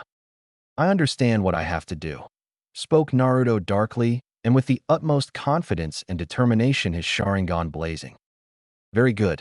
Zetsu will be assisting you with everything. He is now your subordinate, and will obey any command you give out. Even your own voice will silence Nagato's should Zetsu be ordered by the Akatsuki to do anything. Zetsu is exceptional at infiltration and espionage, spoke Madara, where Zetsu melded from a wall and opening his flytrap appendage. You can count on me, shouted White Zetsu gleefully. The black half seemed to sigh at its white half. But he's fucking weak, hissed Madara at his failed experiment, obviously irked by the clone's blatant rudeness and for interrupting him. Naruto slightly nodded at his teacher, who was right about Zetsu. He is weak. Zetsu deflated a little, but quickly broke from his slight depression and smiled widely, happy and cheery as always. Very well, said Naruto, understanding what was required of him. The blonde watched as Madara disconnected himself from the statue via unplugging the tubes, cutting off his chakra supply that was keeping him alive. Now go, my apprentice, my legacy, my heir, and do not fail me, said Madara, and as his final action, the old man grasped at the sockets of his eyes and pulled out the twin Sharingan from his sockets and grasped them firmly in his hands just before his life passed on, the Shinigami claiming his soul. I won't, sensei, said Naruto. Naruto, after 2 years and 3 months of living in a dark cave, was going to leave. He walked up to a large rock that blocked the exit to the outside world and his own freedom. If Naruto was hesitant about leaving the hovel, then he wouldn't show it. Hesitation was a weakness that didn't have. Naruto activated his eternal Mangekyo Sharingan. His eternal Mangekyo was a cross between Madara's and his own.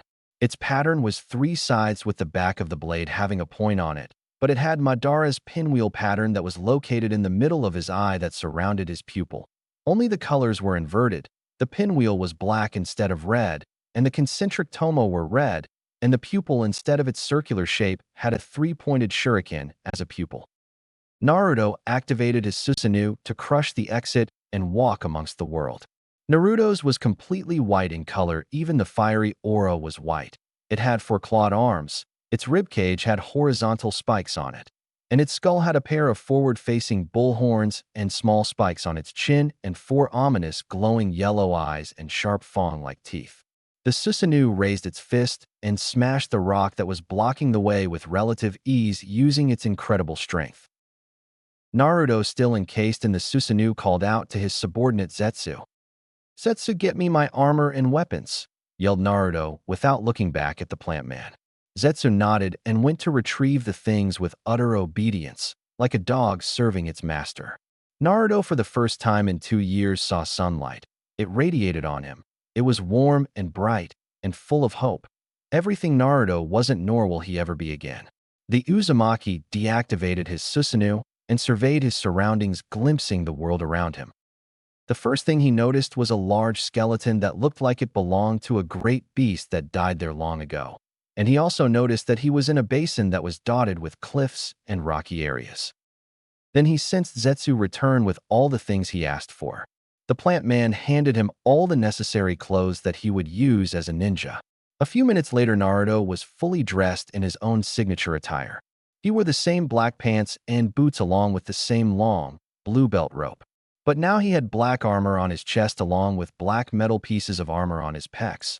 The armor did little to hide his killer figure, as you could still see all his rippling muscles move with every twitch.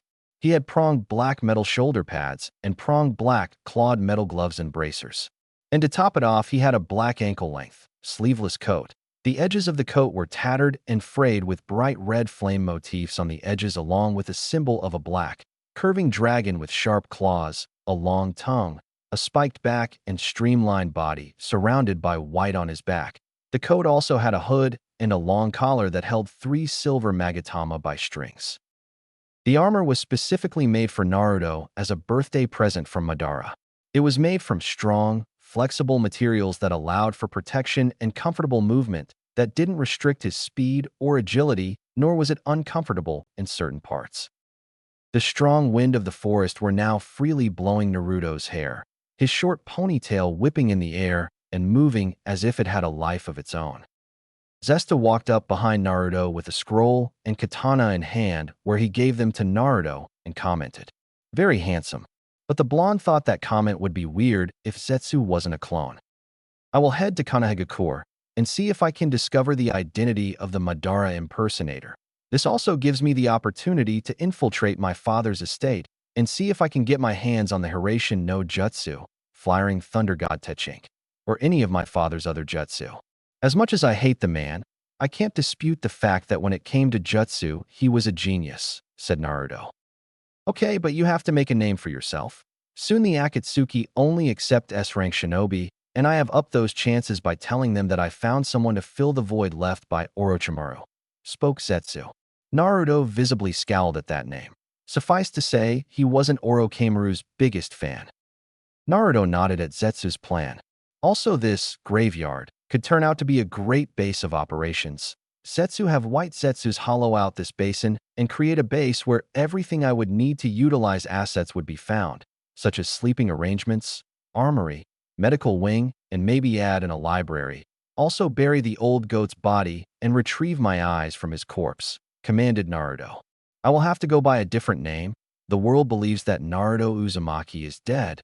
So how does Ryu Yoke's sound?" said Naruto. He took his katana sheath and placed it on his back. Zetsu didn't say anything, for he was saying the name countless times in his head. "I like it / I like it," said the two halves at the same time. "Goodbye, Ryu," said Zetsu before he melded into the ground. Naruto, now known as Ryu, breathed in before walking to Konoha to the south. No one noticed the small tear on his cheek. That tear meant something to Naruto. Even though Madara and Naruto argued, he still looked up to the man because he was the closest thing he had to a father, and Madara himself knew it. In Konoha, at the main gate, the two eternal gate guards of Konoha, Izumo Kimizuki and Kotetsu Hagane, were playing cards to pass by time. They were easily bored since no one would come to the gate and check into the village, so you have to pity them and find it logical that they were even bored. They have been given this certain post for the last 2 years. Even though the pay was good, it of course came with drawbacks. The only people that came through the gate were civilians, traveling merchants, and the occasional musician, along with some of their own ninja. But today was going to be very different. "Hey Izumo, when is something interesting gonna happen?" whined Kotetsu. "Got any twos?" "Be careful what you wish for, you might just get," replied Izumo with a smirk. "Go fish." "It's just I miss the old days when we would run around chasing in our dash." Kotetsu stopped his sentence before he recited the forbidden name of the village. "I know. I miss him too. He always made the village seem like a happier place too, but the damn civilians don't know the difference between a kunai and the scroll it's sealed into. I miss his pranks. I particularly like the one where he painted the Hokage monument in the middle of the day without anybody seeing him, especially with that hideous orange jumpsuit he used to wear," said Izumo. Both men chuckled at the thought of the blonde boy's antics. "Or the time that he painted every major clan's underwear orange," chuckled Kotetsu at the memory of Naruto and his pranks.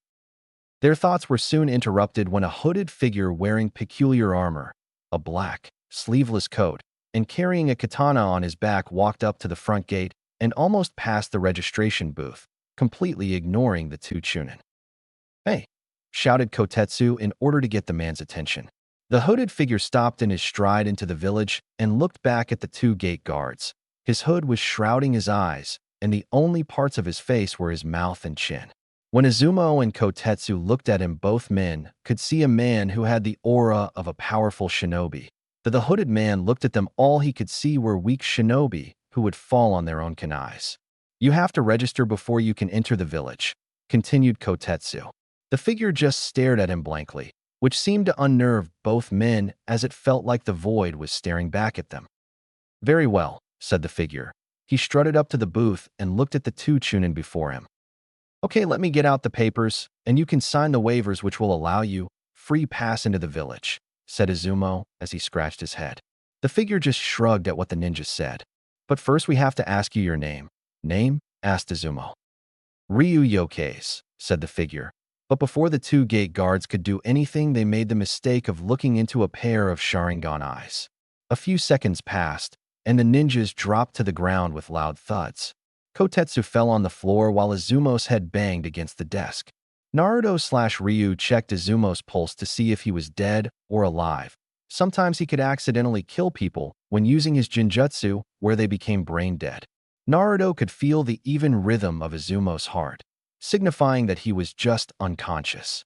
He knew that ANBU teams are dispatched every 2 hours according to Zetsu's information, so that leaves a limited amount of time to get the information and get out.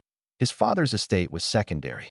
Also, he was purposely cloaking his chakra so the barrier core wouldn't detect him, but the Hyuga clan would be a thorn. He'd have to watch out for them. Ryu walked away from the booth and continued on into the village, intent on discovering who his teacher's fake was. Zetsu was right. The village has become lazy in the years of temporary peace. I wonder if the village will fail to function as a hidden village, thought Naruto as he walked through the streets of Konoha. No wonder Orochimaru was able to get in easily and launch an invasion at the same time. As Ryu walked among the people, they didn't see his face because of his black hood, but some glanced at him because of his samurai-like armor and long katana. Naruto didn't care why they were looking at him. All that matters is the fact that his goal was more important. If I was to take a guess where they register ninjas in their ninja log, it would be around the Yinbyu headquarters or the Hokage Tower, mused Ryu. Hokage Tower first, then head to ANBU HQ. When I don't find anything, shouldn't be that hard. He was so caught up in his thoughts that he didn't register the shoulder that bumped into his. He heard a rude shout saying, "Watch it, buddy," from behind him. A few minutes earlier, Shikamaru, Choji, and Kiba were walking down the street reminiscing about their recent missions and the exciting things they did. And I was all like Kachao, and Hinata was popping the dudes with her Jukin and Shino. Well, he was just being Shino, said Kiba, excited by wallowing in his own glory. Shikamaru didn't seem to care, and Choji was stuffing his face with chips, again, and he wasn't listening to what Kiba had to say. Troublesome Kiba, why can't you tell a story normally like the writer of this story that we're in? Said Shikamaru lazily and looking up at the sky, probably at me, the writer. His fellow shinobis looked at Shikamaru as if he had lost all his intelligence, which was truly something to behold, as a dumb Shikamaru was hard to imagine. A Shikamaru were not in a story, spoke Choji as he stopped eating his chips when he heard what Shikamaru said. Screw what Shikamaru said back to Dash, but he was cut off as a shoulder bumped into his own. Now, Naruto stopped his track and turned to who he bumped into when the person rudely addressed him. And he was a little surprised when he glanced at Kiba. Of all the shinobi he had to bump into, it had to be the one covered with fleas and plagued with perverted thoughts. Not to mention Kiba's voice was loud. He liked quiet people, like Zetsu when the plant man was not all hyperactive. Naruto ignored Kiba and kept on walking. He didn't want to deal with people he disliked. Besides, he had something important to do. Besides, he had other problems like finding out about the identity of the fake Madara and taking what was rightfully his. When Ryu started to walk away, that was indeed a move that pissed Kiba off. "Hey!" yelled Kiba at the black-clad mystery person who ignored him and just kept on walking. Kiba, I don't think we should pick a fight with him," said Choji as he was a little intimidated by the samurai-like shinobi, especially that pointy katana he had. "Maybe you should forget about him," suggested Choji. "No, someone's got to teach this prick some lessons in manners," said Kiba as he stomped off after the man. Akamaru, who no one had noticed till now, just paw-palmed his face. His master was always getting into trouble. Maybe the dog should put Kiba on a leash. "Troublesome. Come on, Choji, let's hope he doesn't get into too much trouble or gets himself killed," said Shikamaru as he lazily walked after Kiba with Choji and Akamaru following behind him. Naruto had the Hokage Tower in his sight. Things were going smoothly for him and his mission. He then felt a hand clasp his left shoulder, which also made him stop in the middle of the road, and when he looked back it was Kiba, who was very angry as he was grinding his teeth and his eyebrow was ticking. Thankfully, the hood Naruto had on still overshadowed his eyes so nobody could see his Sharingan. The reason why I didn't turn them off is because he was just far too awesome for that. "Hey guy, I think you should apologize," said Kiba sternly. Ryu couldn't care less, so he was just going to play dumb if that was possible for someone like him. "Apologize for what?" "Walking on the street," said Naruto. This statement pissed Kiba off some more, and he felt obliged to choke the man for his rudeness, and also his thoughts were on the line of this fucking smartass. "You think you're funny, huh?" said Kiba sarcastically. Ryu just responded with another smartass answer. "No, I think I'm a comedian. I can be quite funny at times," answered Ryu with an annoying smirk. What he said just sent Kiba over the edge, who was barely restraining his anger. Kiba tightened his grip on Naruto's armored shoulder and was digging his claws into the armor, which was barely scratching it.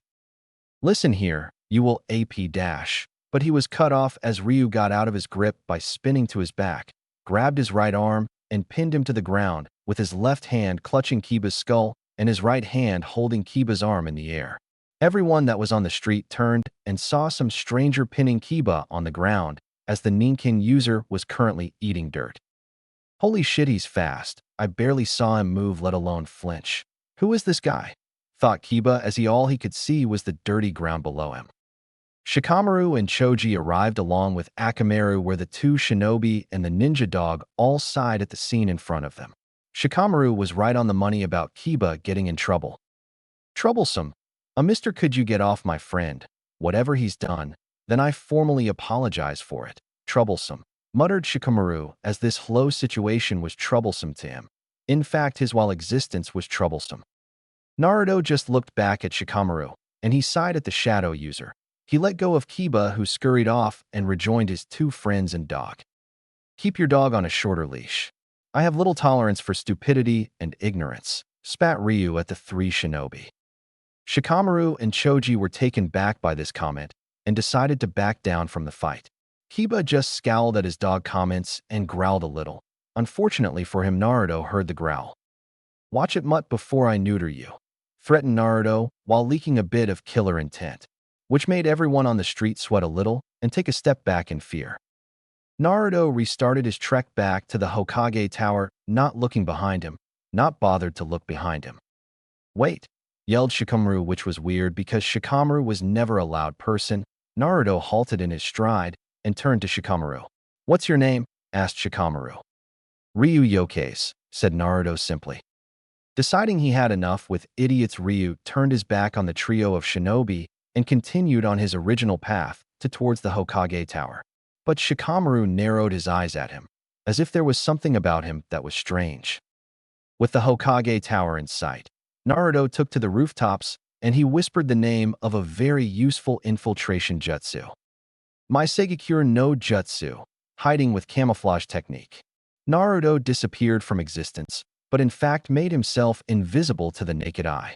Naruto practiced this jutsu with Black Zetsu, who was an amazing sensor and could detect chakra from even lands as far away as the land of water. This caused Naruto's skill with the jutsu to rival that of Mu, the second Tsuchikage, where he was utterly invisible except for the extremely small air current distortion that would happen. Ryu snuck into the tower with relative ease, getting past the ANBU easily, who were busy doing what ANBU did best. He traveled the halls of the tower in relative silence, since it was the only thing that could be able to give away his position, since no one could smell him or sense him, see him, but they could touch him. But with his Sharingan it wouldn't be a problem because of his skill, and you'd be lucky just to find him in the air current distortion. However, Naruto couldn't use this jutsu while in combat, so it was designed more for tactical espionage rather than combat. Then he found the door he was looking for, which led him to his objective, the ninja registration log. He opened the door and tried to hold back sigh of relief since no one was inside. He closed the door behind him and deactivated his invisibility, allowing his form to be viewed. Luckily, there was a computer in the room for processing shit. He sat in the chair and hacked into the account.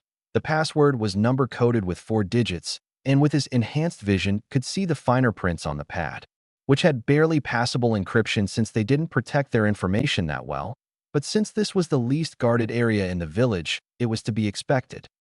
He narrowed the list of results to any Uchiha disappearances over the last 30 years. Based upon the evidence of the Kyuubi attack 15 years ago, this person had the Sharingan to control the Kyuubi. There was no other explanation since Hashirama Senju was dead, and only Nagato could control Biju with his Rinnegan. But the leader of the Akatsuki was nowhere near the village during the attack, according Zetsu. He narrowed the field of information with Uchiha disappearances. Because of the Uchiha massacre at the hands of Itachi, there was only one person that survived, and that was Sasuke. So if there were any survivors, they weren't in the village at the time. But it turned out all the Uchiha were massacred, well, except Sasuke. But forget about that emo. And this was all the easy. There had only been one real disappearance. Obito Uchiha, said Naruto as he examined the name. He clicked on the profile, and an image of Obito appeared. To Naruto, he looked like an idiot with those goggles of his. But Madara taught him that looks were deceiving, and his sensei was the prime example. Even though Madara was an old goat, he was still powerful. That was what Naruto couldn't dispute about the mummy Sink Yuan. He first started training. He bet the old man could kick his ass back then, but that was different now, since he could have killed the man whenever he wanted at the time. He broke his thoughts over Madara and returned to reading Obito's profile.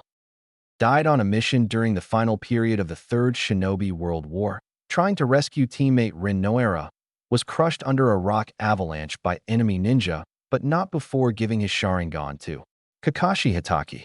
Naruto gritted his teeth at the man, so that was how Kakashi got the Sharingan. And this Obito Uchiha was a student of Minato Namikaze, Naruto's father. Body was never recovered, presumed to be deceased. So Obito is the fake Madara, but still he must have got out of the rock avalanche and later wouldn't return to Konoha afterwards. What kept him away?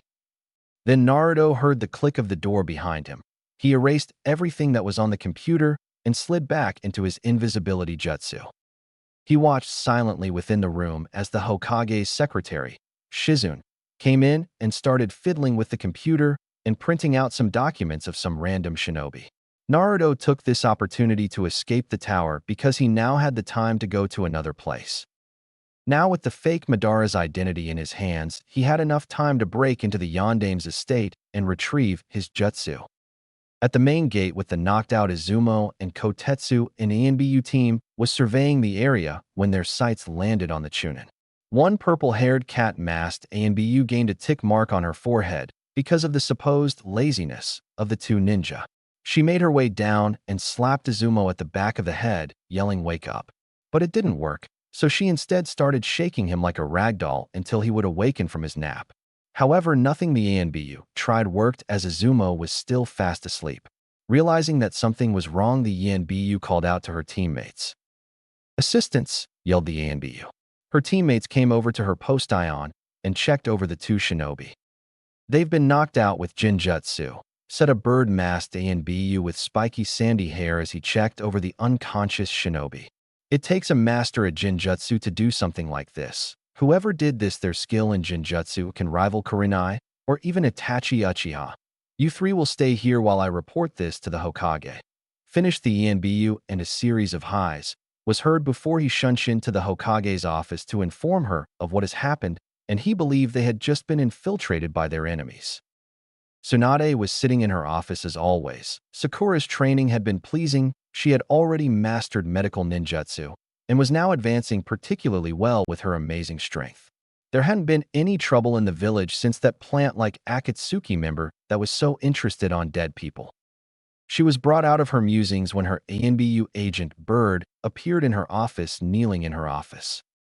"Hokage-sama, not 5 minutes ago did my team, and I find the two gate guards, Izumo Kamizuki and Kotetsu Hagane, knocked out by Jinjutsu," spoke the bird-masked ANBU. "What?" questioned/bellowed Tsunade as she stood up from her chair and slammed her hands on her desk. "I quickly deduced that they were knocked out less than an hour and a half ago by a master of Jinjutsu. I think it might be Itachi Uchiha," informed the ANBU. Then another boar-masked YNBU agent appeared in the same kneeling position as the other one. "Hokage-sama, someone has broken into the Yandame's Hokage's private estate," informed a boar-masked ANBU. This was giving Tsunade a terrible migraine, all from those few sentences. "Gather all available ANBU units and get me Team Kurenai, Team Asuma, and Kakashi. If an enemy of the village gets their hands on the Hiraition, then it's bad news for us. Go!" roared Tsunade as the ANBU disappeared to confront the intruder. At the Namikaze estate, Naruto was making his way down into his father's library, hoping to gather any useful jutsu, but he needed to get one in particular jutsu that was worth a lot in the long run. Breaking into the estate was easy for him. The outer gate was dotted with different ceiling arrays that he was easily able to destroy, thanks to the Uzumaki clan scrolls Zetsu would retrieve from the ruins of Yuzushiogakure. He knew he had alerted the ANBU of the village, so he had to hurry and retrieve what he wanted. And thank the gods, there it was, sitting on a pedestal, the scroll on how to learn the Hiraition. He opened it up and scanned it with his Sharingan, and it was the real deal. How foolish to just leave one of the most powerful jutsus in the world and showcase it like a trophy. Maybe his father was a prideful being. He heard footsteps behind him and a loud halt. He could sense 3 ENBU members waiting to attack him by how their chakra was flaring. No one he knew from his past, so he could kill them without feeling remorse. What was he thinking? He wouldn't feel remorse even if he killed his own friends. He unsealed 3 kunai from his left wrist and charged them with lightning chakra, increasing their speed and cutting power. He threw them at the ANBU, who had little time to react before they dropped dead with holes in their chests. Ryu ran out of the estate and into courtyard as he tucked the Hiraition scroll away. Then he was surrounded by another team of ANBU going through some fast hand signs. Naruto breathed in and yelled, "Kitan, Onodoro, fire release, demon lantern," and him were fireball, which took the shape of Oni heads where they flew at the team of ANBU with great speed. When they hit their targets, they burned the ANBU members, giving them 4th-degree burns from the heat that bypassed their armor, and they were quickly set aflame from the jutsu. He ran some more and came across teams Kurenai and Asuma, who jumped out in front of him. Then Kiba recognized the man as the guy that bumped into him. "Hey, I know you. You're that guy. yelled Kiba, pointing at Naruto, and got a bark of approval from his partner Akamaru. This got confused looks from everyone minus Choji and Shiakamaru. "So you remember me, you're not as dumb as I first assumed," said Ryu quite harshly, which made Kiba go red in the face and hold out his fist in front of him. "Troublesome," muttered Shikamaru as he combed his hair with his hand. "I can't use the Rasengan, it would give away my identity, and I have to limit the amount of shadow clones I use. This is so troublesome," thought Naruto, which caused Shikamaru to sneeze. Naruto went through some hand signs faster than anyone could see and channeled chakra into his fingers. Futon, Owa Kamitsum Taikiatsu no Jutsu, Wind Release, Wolf Claw Cyclone Technique, yelled Naruto as he slashed the air with his left, creating 4 jagged blades of wind that howled like wolves. Everyone there barely got out of the way as the wind blades traveled past them and sawed down 4 trees that were behind them, creating clean-cut chunks of wood. However, Team Kurenai failed to detect 4 other howling blades that were coming at them. Apparently, you can create 8 claws of wind, not 4. The team barely had time to brace themselves for the coming wind, and they were certainly going to die. Doton, Dorihiki, Earth Release, Earth-style wall, yelled a voice. Then an earth wall with 4 bulldog heads popped up in front of Team Kurenai, protecting them from the wind claws. However, the wind-sharpened blades cut deep into the wall. If it wasn't chakra-enhanced earth, then it would have cut clean through. It was a miracle that the wall held its stability, because it was 1 inch away from penetrating. Kakashi appeared before everyone, his Sharingan blazing and holding a kunai in hand ready to battle the combatant. "Is everyone all right?" asked Kakashi. "Yeah, we're fine," answered Asuma as he jumped next to Kakashi. "Okay, what can you tell me about his guy that I don't already know?" inquired Kakashi, and Shikamaru answered. "His name is Ryu Yokes." Everyone looked at him with wide eyes, surprised that he even knew the person. "Kiba, Choji, and I bumped into him earlier," continued Shikamaru, which made everyone nod their heads in understanding. "What we have seen already is that he has a wind and fire affinity. That katana on his back signifies at least expertise in Kenjutsu, but other than that we have no idea of his other skills." "All of those are correct, however there are a few things that you left out," said Ryu, but he was interrupted as a tree grew behind his back, and its branches coiled itself around him. "Damn, I was hoping to not reveal my Sharingan, but it looks like I have to if I want to escape this Jinjutsu," thought Naruto sadly, as if he pitied whoever trapped him in a Jinjutsu.